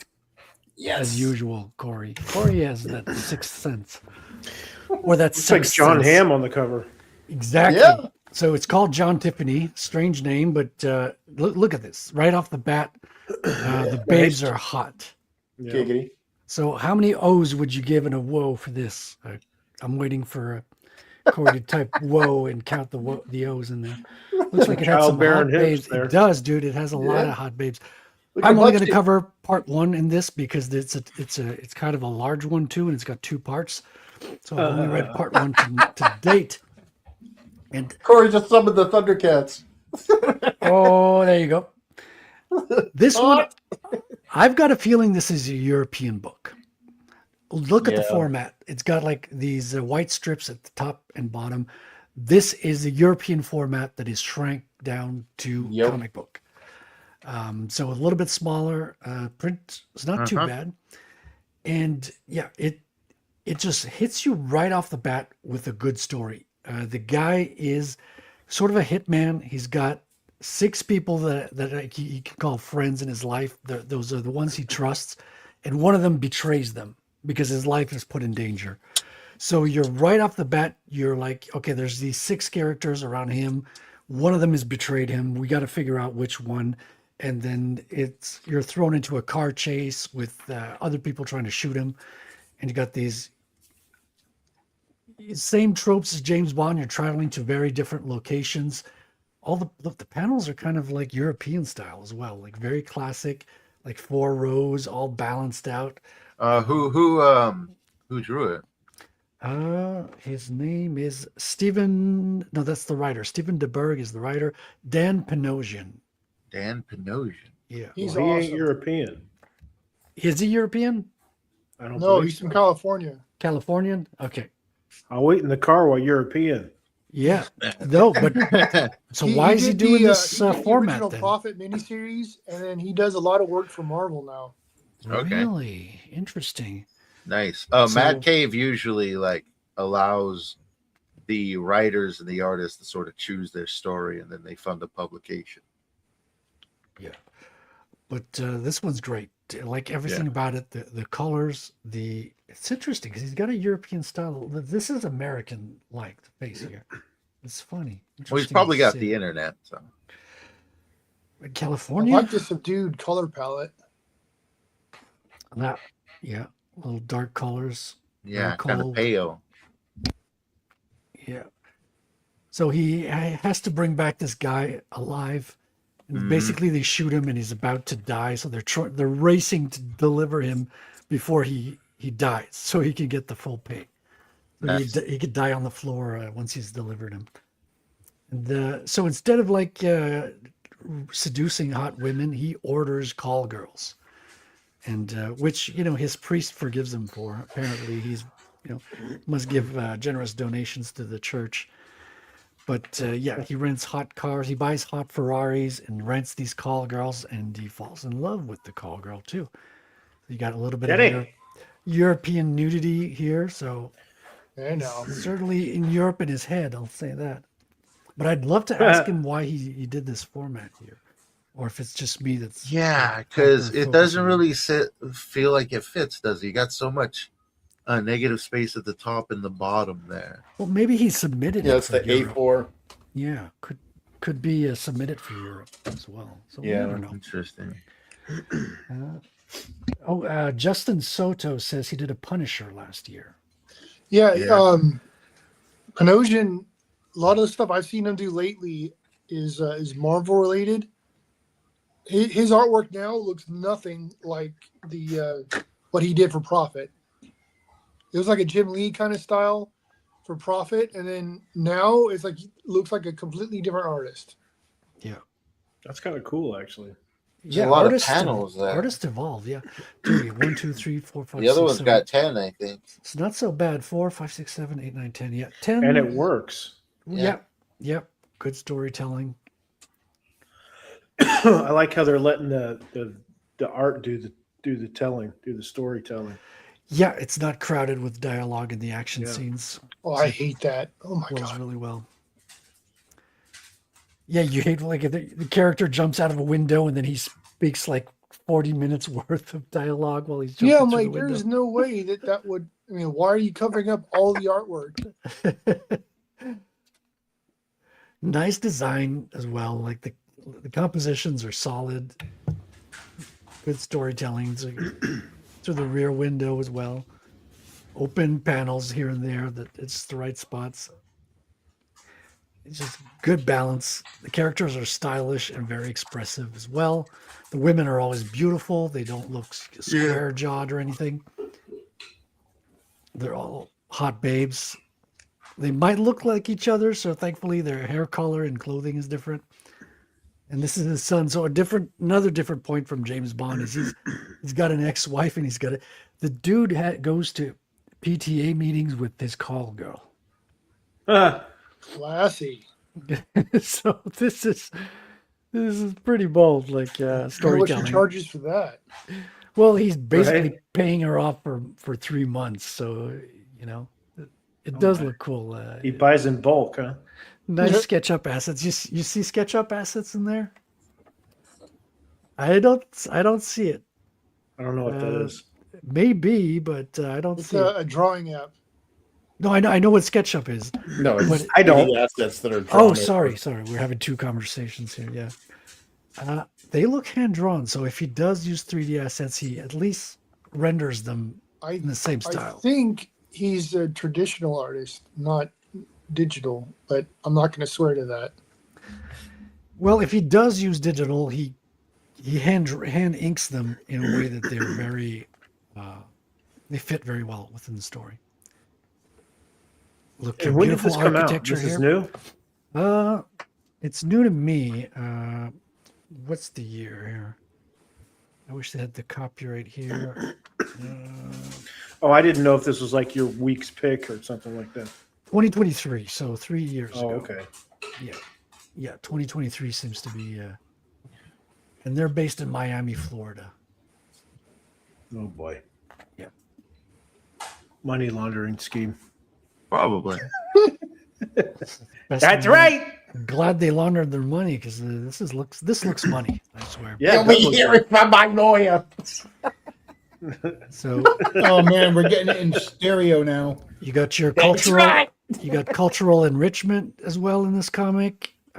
Oh boy, It that's my work. doesn't drink martinis, so not James Bond at all. No. Some gym, maybe. And he has to switch call girls at one point, which breaks his Of heart. course. You know, it's Well, you know, it's they a have- roller coaster of emotions in this story, guys. Look at the detail. Okay, not only is it very well detailed in the ink work, but you got detailed shadow work of the trees on the buildings as well. So, like out of the line art, you got just shadows colored on there. But do you think that was like a free drawn image, or do you think that was a photo reference image? This could be a photo reference. It looks pretty well. It could be out of his head as well, but it looks pretty detailed. Yeah, it looks like a photo reference to me. yeah. Like I think that's where the accusations for like the the SketchUp stuff, because it looks very good at its rendering, but it looks too good, if you know what I mean. Like when you pull stuff out of your head, there's a lot of inconsistencies with what your brain sees versus what your eyes see. Oh, you mean with the backgrounds? Yeah, like I think like the characters, yeah, those could totally be 100% pulled out of your head.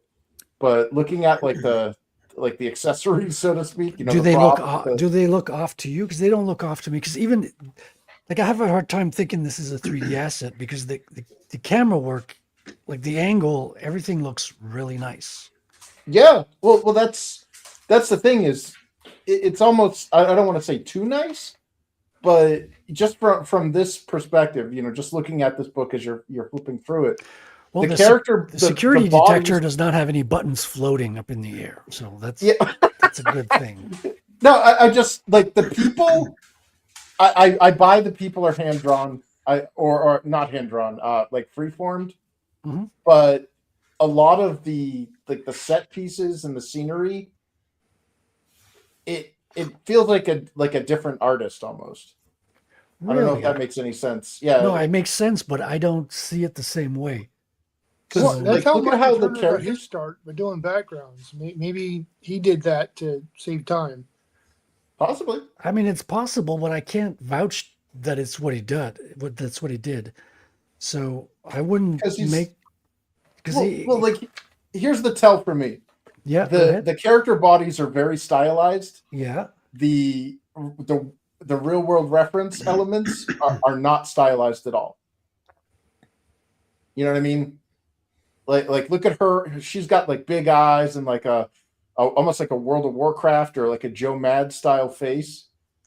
And then you look at like the props and there's no style to like my words are failing me on this, but no, you're coming through clear to me. I get what you're saying.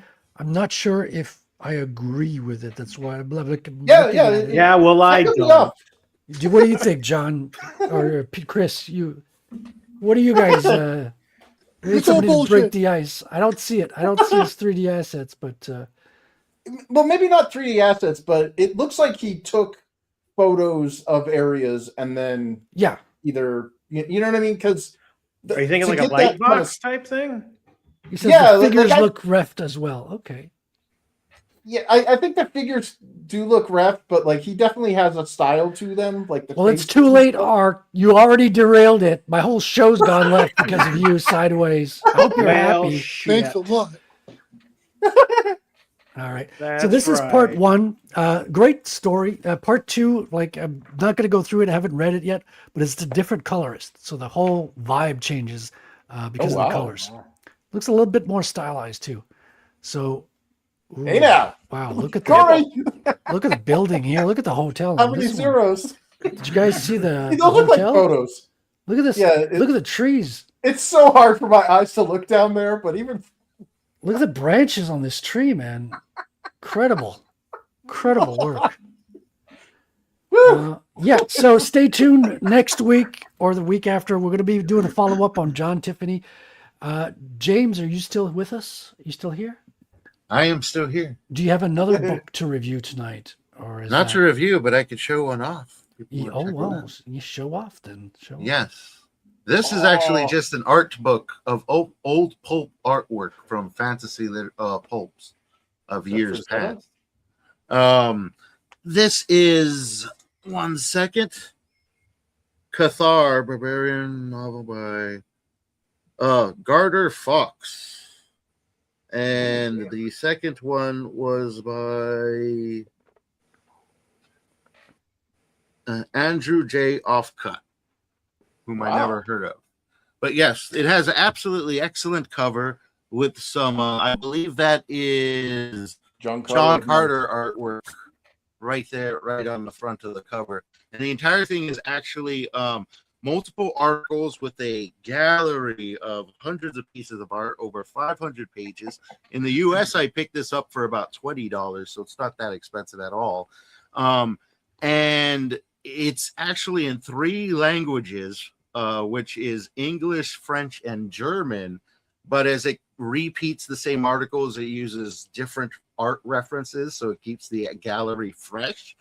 And I've just been kind of flipping through it throughout the day because I got this one today. And I always like showing off the first couple of pages. And also the binding. It's got really great binding on it for those few people out there who like talking about the bindings of books.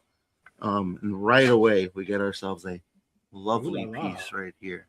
Yes, it's not shy. This book is not shy at all. We get plenty of titillation throughout. No 3D assets on that one. Book. That's there's a nice fat one here. This was a little bit before 3D assets. Just a tad. But there was still photo reference back in the day. So Yeah. I'm sure there was. Yeah. I'm sure there was, but there's a ton of articles in here, 3 separate languages, as I've said before. And it's really just, if you're really into that old school art style, if you're really into that pulp retro look, this is an awesome book to add to your collection. It's got such a dreamy quality to it. It's all fantasy, baby. It's all fantasy. And it also gives the various references for the books, and I'm a reader. I'm going to pick up some of these books that it references, and I'm going to freaking read them. Who knows? Maybe we'll do a literary review. We'll showing off some of the interior artworks because, you know, I'm as those people who are new to the stream, I collect a lot of books. I collect a lot of retro books, as well as magazines, as well as out of print books that are like a couple hundred years old. I'm really into generally collecting artwork and literature. And this baby just has a ton of great stuff. It even has some dark crystal artwork in here as well. It goes that far into it. And the articles I have yet to read. That's is that Ziggy Stardust? Let's see if it says with double D's. Right? I do not see a that's Philippe Drouillet, I think. Possibly. I do not see a name there, but I would not be surprised. But it's pulling in. Oh, that's heavy metal. Cover. Yeah. Yes. It's got everything here. It's got everything. Weird tales, heavy metal, eerie. It pulls from all the different old school, anything that produced fantasy back in the day. And it's all here. Like, I'm not even afraid to use a swastika up there, which was probably reference to its original meaning before. It's reversed from what the Germans used. Exactly. Oh, look at that. It's very cool. Giger's Alien. That looks like what's her face? Species. Remember Natasha Henstridge? Oh yeah. And there's some dark crystal right there. That film Another traumatized time. me as a kid. Yeah. Another place. I think I watched it when I was 9 years old. Practical effects made that movie. Yeah, it was all Muppets, right? It's a Jim Henson Yep. film. Yep. And I think they used a little kid for the faraway shots. Oh, I could see that. Yeah. Yeah, that's Drouillet. Padme Amidala. Philippe Drouillet. Yeah, I got a book of his. It does kind of look like Amidala, doesn't it? Amidala is like totally Tartarian headdress. You got Philip used to incorporate straight photos within his artwork, so I wouldn't be surprised if that lady we just saw was a photograph that he just drew on. Yeah, very symmetrical. It almost feels like religious paintings when you look at it, but in the sci-fi tribal setting. Yeah, a little bit of tribalism going on there. Yeah. So yeah, hundreds and hundreds of freaking images. And if you want to practice your German or French or English, Is this an older book or is this something I'm- new that you picked up? I just randomly saw it as I was browsing on Amazon, and there it was for like $20 on Amazon. Let's see. That's a great price Yeah. for that. That's Nice hardcover too. Great binding. I was checking out the binding. Right there, it is officially sewn together as all books should be that are hardcover. I've come across a handful of them that are sewn, but they have large splotches of glue which are unevenly placed, and that's not what we have here. We have is everything looks nice and tight and neat as it should be. dude. That's insane for $20. Yeah. That What an should be age. like that should Yeah, be let me 40, check the 50 year. something. Right? That's what I was thinking. What was the title again? It is Masterpieces of Fantasy Art. You give me a sec right now, and I will post a link off of my Amazon, so people want to check that out. Give me one quick sec because I gotta open up the dang page. Here it is. Wow. 45th edition. Yes, Wow. that's what it says. So they've been keeping up. I'm posting it. 44 other editions of this book. Holy I put it in the private chat right there, the Amazon link. Seems that people keep coming back for this one. Yes, and it This is also a has Kickstarter something. variant cover. It also has something that I don't see a lot in books at all, which was kind of a treat, a little in the way, and it has this flap here that goes over the front text. The flap goes all the way around your text, so it covers it up on the front, and then you have Oh, a 42 at the bottom, and a I yeah. always use those flaps as a bookmark. Also, First real good edition's use. going for 200. I figured that's There what you that go. was for. It probably could be a little bit of a bookmark. It would stick out slightly. yeah. Tashin like that? do they do art books, so this is Yeah. this is one of their art books. So I don't know. Let's check out what year it was actually printed. I have the Amazon link here, so it should show us the Dude, year. that's got to be back from- 2023.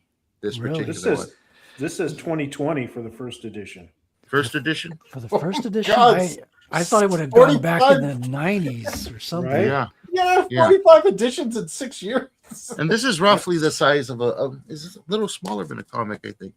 But a comic next to it give you like a little size. Oh, okay. It's a relatively small size. Yeah. Yeah, it's not the biggest, but it's a nice little personal book you can carry. That's what I Check tell out my some wife. artwork. Right? Yeah. I'm dropping the Amazon link there so everyone can. Over 500 pages. Most of them have art. Plenty of articles in there as well. Right, So because yeah. we're buying them for the articles, James. I mean, I buy them for both. It's a Playboy?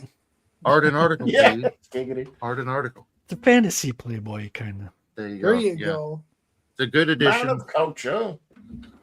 I'll be looking for some pulp references in there to check out some pulp pieces. Like Interesting. I'm looking forward to the follow up on that. Yes. Corey says Frazetta is the best. Yes. Yeah. He's incredible Yeah. talent. Agreed. He was fast too, dude. He could like Mhm. put out a whole painting in like 24 hours sometimes on a short notice. Yeah, Like, yeah. Speaking of pulp, I actually picked up this one. It's all wordy, so I'm not going to open it, throw it around. Just want to talk about it for a sec. It's Lester Dent's Zeppelin Tales, and it's all just nothing but stories about Zeppelins and men destroying them or flying them and stuff. And I bring it up because it's all pulp. I love it. And this has apparently been out of print for a while now. I picked this up for $11, and the cheapest you can find it right now is for $14. So it was quite a little treasure to add to my collection there. But I do eventually want to get back to just collecting the old pulp issues like I used to, because those are always fun to go through physically if the binding holds, because many of them are really old.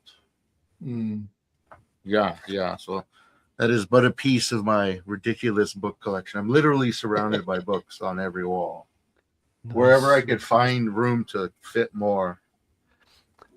Well, this brings us towards the end of the show, folks. And do you know what that means? A song. It's time for a song. It is Shield.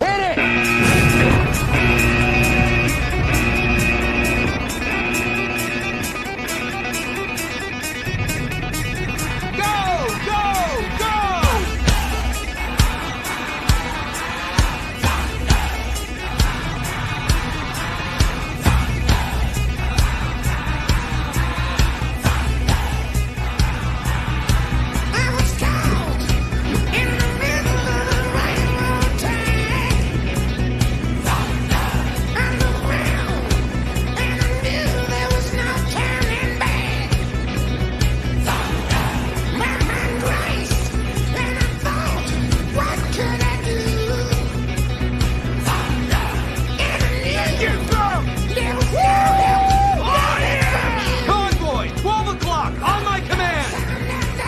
Deploy! Okay, now.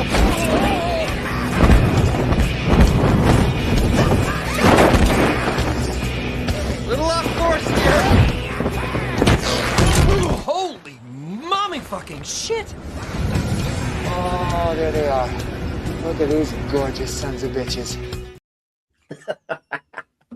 Yeah.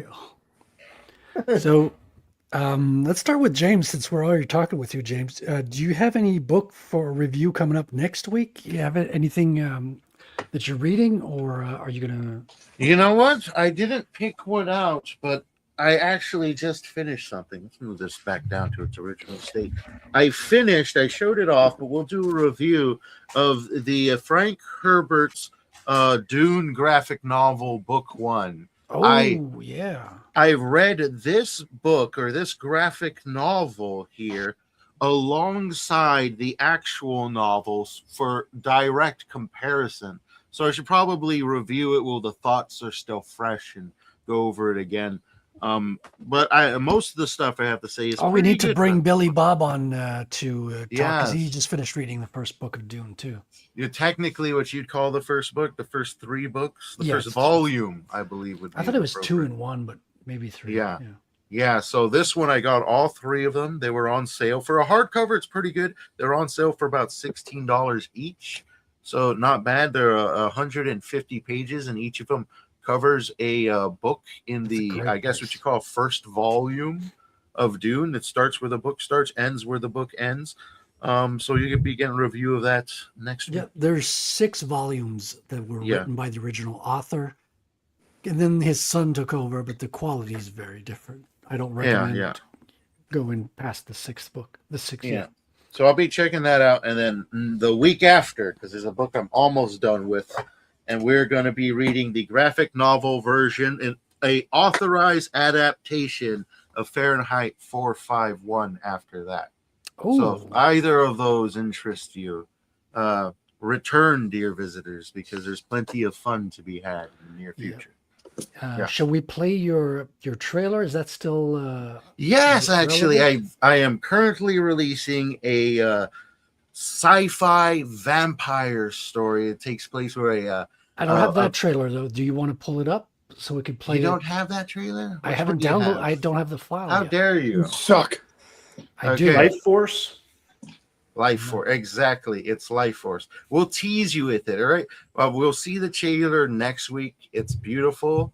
I'll send him a It looks lovely great. I just exclusive need trailer. to download it. I just need the file and upload it here. He's French. You must forgive Ooh him. la la. I'll blame it on that.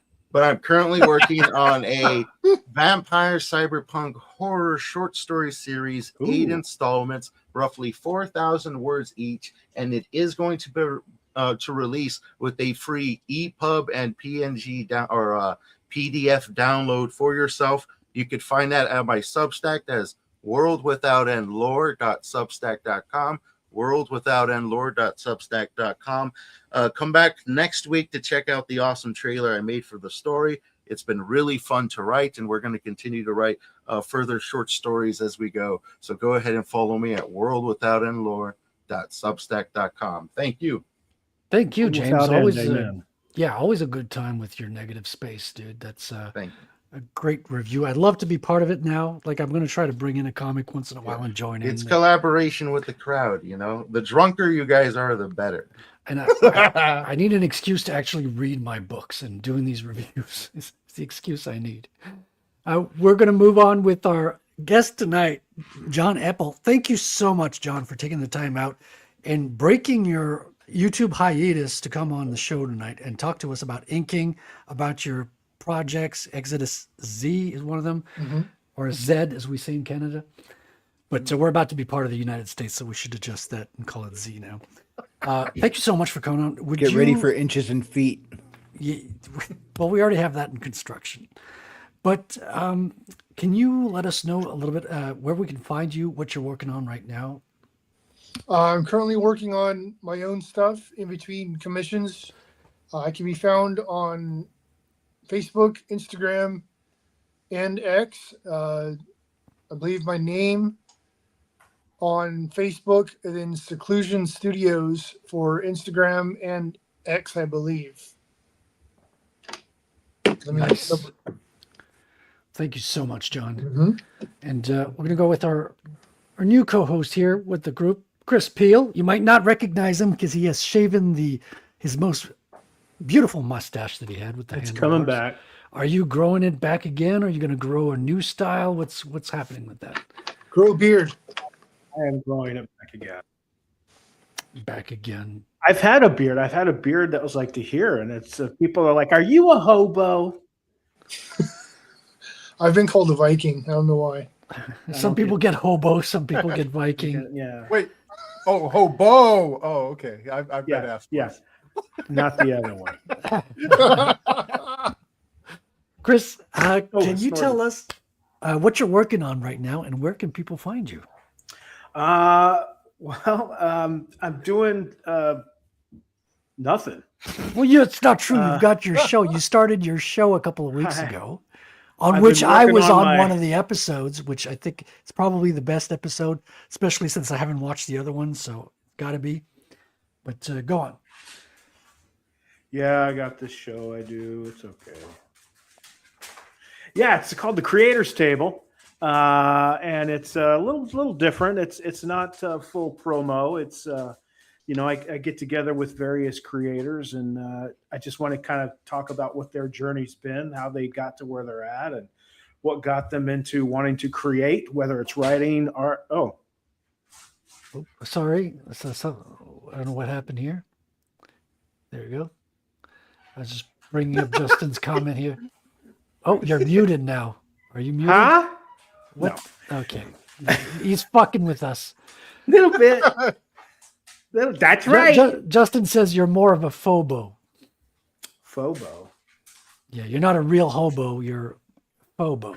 a fake, Like Fake hobo. hobo. fake hobo. Like, Yeah, You're you're just a fake hobo. basically you're looking like a hobo for the glory and the allure clout. of it. derelict. Yes. I want the Damn clout. chasers. Yes. The clout of the hobo. But this show, so yes, Frederick was on, probably my greatest opener ever That's true. to that show. I use AI as a voiceover, and I found this French voice, and he's like, yeah, this week is our triple threat, indie triple threat. He's artist creator, and it was just fantastic. But this Saturday, I'm doing a live at a special time, a very special. Hopefully it's not Creators at the Table. same time as Commando, or else I'm going to have to cut you off. No, it's in the morning, actually. I'm going to be Oh. streaming at 8 a.m. because this week my guest is Darko. I keep wanting to say Starenko, but that's not it. Oh, hold on. Let me get his full name here. I always just call him Dudley in the bike Darko. shop. Yeah. Well, Darko Stojanovic. Okay. Good. He's an international artist. He's based out of Serbia, and he does a lot of fantasy art for RPG games and books and stuff like that. But I've been a big fan of his art for a long time. I get the 8 a.m. Clock Right. schedule now. Yeah, makes sense. Yeah, and of course we're in talks for some bootlegger art from this gentleman, but Ooh. yeah, he's pretty spectacular artist. I actually have a little commercial I cut together. I just posted on X to show some of his art. But yeah, so I'm doing that. I'm trying to build up an audience, and then eventually I'll relaunch the Nostradamus Effect, now known as the Prophet's Curse. Oh yeah, that's a better name. Yeah, Yes. yeah. With the skull, you're gonna keep the skull. Oh yes. Yeah. Yes. Keep the skull. Rearrange the story a little bit, so it starts modern day. There's not going to be any more, confusion on when the time period is. Plus, I'm getting some artwork to showcase some of the main characters. So I'll be working on that stuff while I'm doing the creators table, and then I'm doing videos randomly on books I pick up.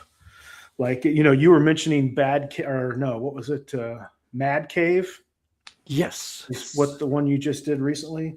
Yeah, we had 2 Mad Cave books tonight. Yeah. I picked up one from Mad Cave. I wanted to give it a try. All right. And it was Barbarians Behind Bars or something. Oh, I seen that one. Didn't pick it It up. was but I god seen it. awful. It was terrible.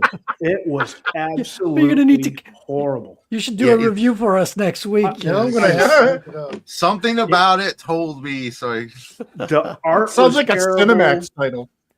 It does. Like I felt silly just saying it just now. Do a review for Ba-ba-ba-ba-ba. us. Do a review for us next week, Chris. You can tear it Okay. up on stream if you want. Yeah. But Make yeah, it it was burn. god awful. I tell you, my favorite publisher right now is Bad Idea. bad idea. I have to check Bad them out. Idea is putting out some fantastic stuff. Planet Yeah, Death. tell us more about it. etc. Yeah, because I'm basically I looked up that barbarian book on Google. I see what you're talking about. I basically I'm near the end of Mad Cave because I browse through a lot of their stuff. A lot of it does look garbage, and I pick up maybe 1 out of every 15 I look at. And I think I just seen their entire freaking there's their selection right now.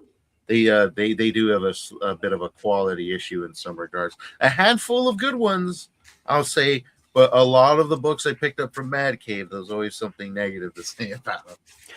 Well, that's what surprised me. That book that we just looked at, that Trinity Tiffany or whatever it was called, John Tiffany. Johnny. that looked great. That's why I was asking, like, when did this come out? Like, Yeah, I wanna give that a 2023. Yeah, I did not have anything to say negative about this one. I had a good time. yeah. I found it hooked you in straight from the get-go. The art was beautiful, and I'm not done yet. I've just read part 1, but I'll try to get part 2 done for next week so we can do a follow-up on this book here. What has become a hot habit of mine is when I come across a terrible comic, I just make it a note to avoid whoever was working on it. Like, yeah, not you. Sorry. well, I will tell you one book, and I'll leave it at this. One book that has really surprised me with how good it's been, how fun, entertaining it's been, Yeah. and that's the Thundar the Barbarian comic book. Hmm. Has been Oh, I really used good. to watch that when I was a kid. Oh, me too. I still I watch it. love that show. 1994, the distant future. Yeah, Thundar the Barbarian. it's been surprisingly good. Like, I thought it was going to be just a. Yeah. Who's I bought it publishing just that? for nostalgic purposes. Dynamite, I think. Dynamite. All That right. sounds right. But and of course, every issue they have in the back, every issue's got like 20 or 30 different covers. Oh, sick. That's nice. Nice. You Lots like of- that? Yeah. It's like the Thundercats. Yeah, they got Sounds me on good, that one. man. It's happy to hear it's good. Sometimes you think it's going to be like, I mean, not to collect them, It- just to look at them. yeah, that I like or looking at He-Man, the you covers. kind of think, oh, it's going to be like mostly geared to kids, but sometimes writers pull off a really good story, even though it's quote unquote geared for a younger audience. And I would totally let my kids read it. It's not like adult themed or anything like that. Mhm. It's not super dark or anything, but Uh-huh. it's well done, man. Like, I don't know, maybe I had super low expectations, but you know what I mean. But it's Well, been pretty. I mean, I've gotten it's a up lot to, of comics will issue do that 3 now. for you. Yeah, right. So, anyways, I don't want to take up too much time, but I just thought I'd say those And things. people can find you as Bootlegger on X. And what's your YouTube channel? Is it Bootlegger? as Bootlegger well? Comics. There you Bootlegger go. Comics all around. Follow him. You got a new show to watch. Great interviews, deep dives with authors and creators. So it's worth the watch. Check that out. And we're going to move on to our co-host, Mr. Chris Fisk, also known as Chris Number One, because he got ancestry on the show. Chris, how you doing? Where can people find you, and what are you working on? And what is your social security number? You're supposed to ask me what my was it my first grade teacher's name? Your mother's maiden name. Yeah, what street did you grow up on? What's your favorite color? Yeah, well, so I'm working on Infinitale Chronicles Book 3.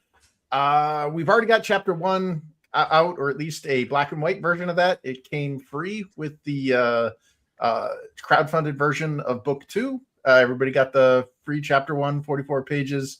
We're taking some feedback from that, making some changes here and there, and we're hoping to get Chapter 1 through 5 out by next year. Preferably by the end of the summer, so quarter 3 2027. And yeah, what Nerium, my artist's been doing, has been nothing short of amazing, or at least to me. Is that her? So, we're looking at her art. We're looking at in your avatar here. No, this is Z Edge. These are actually video game assets. When I was working on my my Fire Emblem style SRPG, these were inspiring. Yeah, these are these were the caliber. So the original incarnation of Infinitale was a tabletop role-playing game, and I wanted to basically bring that to life. But before I did that, I wanted to give a historical primer into the world of Infinitale through the graphic novels Infinitale Chronicles. And the current series follows the War of the Trees, which is a 10-book origin story of the elves of this world, or of a different world that come to this world. And we kind of see some of the richest to rags to holy crap, pretty people with problems getting their asses kicked kind of story. A lot of it's based off of Welsh mythology, ancient Celtic Irish mythology. Our big baddies are the Fovera, or as the more anglicized version is the Fomorians. So it's some pretty nasty customers, and it's I guess it depends. I mean, if you like elves, you'll like the series. If you hate elves, you'll really like the series, because these guys get messed up. That's a good tagline. Shall we play the trailer? Sure.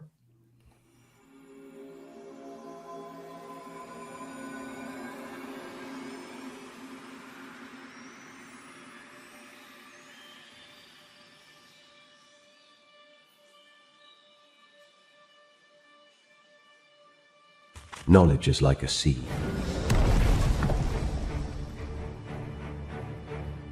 When sown in fertile minds, it opens doors to new possibilities. Truth, once buried by the ages, is again revealed. The unimaginable becomes demystified.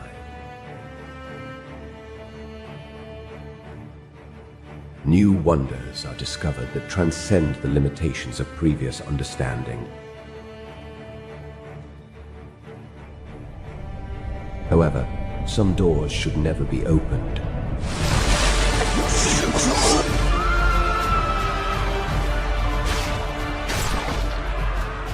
Our tale continues with the divergent paths of our heroes. As a naive king toils with ancient powers beyond his control, a grieving queen makes a fateful decision that forever changes their world.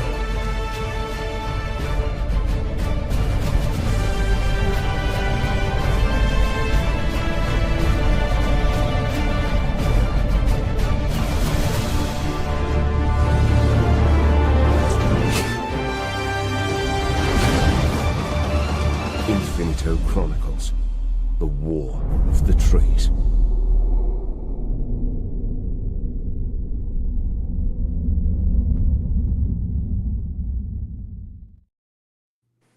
Now your video game, that's going to be a JRPG style. It's going to be if you've ever played games like Fire Emblem or Shining Force or Final Fantasy Tactics, it's kind of be like that. Hopefully. Cool. Now, what would be really fun is if you're playing an elf, it's that style setup. But then if you select a fawn as your player character, all of a sudden it turns into a belt scrolling beat 'em up. Nice. And while you're on the spotlight, regular, why don't you tell us what you're working on and where can people find you? I am currently working on books 3 and 4 in my series, and you can find me over on Amazon. You can check out my books there, Haley Star Bad Kitty and Bad Kitty Haley's World. You've heard of lit RPGs? These aren't lit RPGs. They're more like lit Metroidvanias. They're action adventure, a little bit of sci-fi, a little bit of fantasy, a whole lot of fun. So you go ahead, check them out. They're good for all ages. So not only can you enjoy them, but they're clean enough to share with your kids. So no worries there. Think about it as, the 2000s had Harry Potter. Well, 2026, you got Haley Star. That's going to be a lot of fun. Go ahead, check it out. You will have a good time. You could also follow me over on Substack under Frequency Studios, where I have a short story set in the same continuity about some LA detectives trying to solve a missing persons case in a quickly changing world. And also check out my YouTube channel. Do a channel search for @Wrangler212.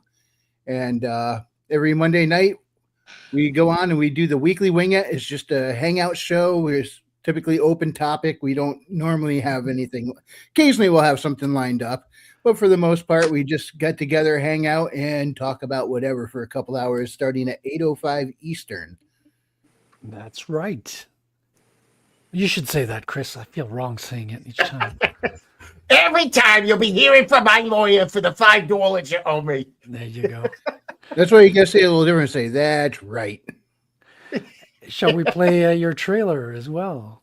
Yes, please. Let's do it.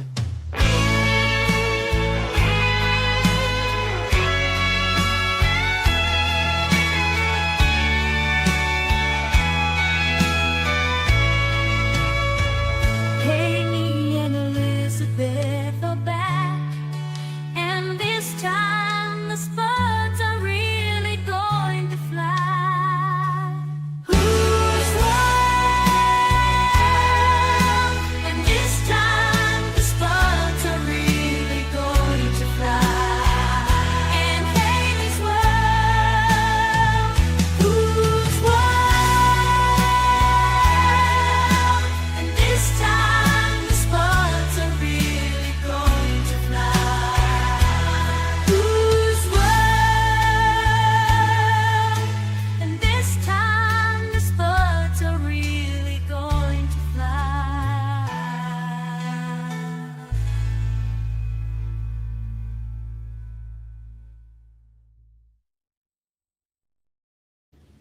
Yes, an Very arm-mounted special. potato gun really recontextualizes the phrase carb loading. There you have it. 'Cause I can't even say "there you go" because that's Scribe's trademark saying because he's Italian. So everyone's got. I got to find my. I'm own. running out of catchphrases. I need a catchphrase. Oh mon dieu! Sacre bleu. Have you tried? Have you yeah. tried I Surrender? He's Canadian, not He's not that from French. France. Oops, we lost James. Oh, no, you changed it. Must be his internet. Something's wrong. It's blatant Francophobia. Yeah, that wasn't very fair to James. Come on, James, I'll make it up to you. I'll make you a good deal on some French rifles. Never been fired, dropped only once. Oh, Slightly used. Wow. See, this is what I have to put up with every week, folks. You Just don't ask understand? where it came from. You understand? I'm not going to promote my book tonight because it's off to the printers. So if you backed it, you're going to get your copy in a matter of weeks. It's coming. It's on its way. So I'm super excited for that. Hopefully James will do a review and not tear it up on stream. But you never know. The suspense is killing me. And I'm not going to promote that, but I will promote. I'll be going on Katie's stream right after this. And tonight, she's not on YouTube. She's on Rumble because there's been a lot of drama happening. And we got an Australian that's flagging channels and getting people kicked off of YouTube right now. And we're going to be talking about that. Rumble. We're going to be talking about that and what a mess of a situation it is. So if you want to find out more, if you want to stay up to date on all that good stuff, follow the link in the comments, rumble.com, user Katie did a podcast. So thank you so much for joining us this week. Stay tuned next week. We're going to have a new guest. She's an author that we've been seeing on your show, on Immortal Rising's show, Chris. Oh, remember Veiled Legacy? Oh, yes. So, Chris, you're the one who put us in contact, I think. Bootlegger did. So Chris, that's my tagline. What are you doing? I've got a tagline. So and you you're do have stealing it. one. So, Miss Denny Sankazi is going to be our guest next week, and we're going to be learning about Veiled Legacy, which is about Amish vampires, if you can believe it. Yeah. So that's going to be a fun one. This one looks great, guys. Yeah, we kind of reviewed the what is it, the campaign page, and Yes. she made some great intro videos talking about it. And yeah, I mean, we took away Amish vampires, but no, there's a lot more to that, and it looks really cool. Yeah, well, hopefully, she'll tell us all about it next week. I'm looking forward to it. It's going to be a good time. So make sure you subscribe and hit the notifications so you stay up to date on our weekly show. We're happy to have you here. Thank you to all my co-hosts who've been here. And I'll see you all next time. Maybe God I'll have a bless title. everybody. Yeah, Yep, thanks for having me. God bless. A pleasure as always. Thank you, John. Au revoir, as I say, as my new tag.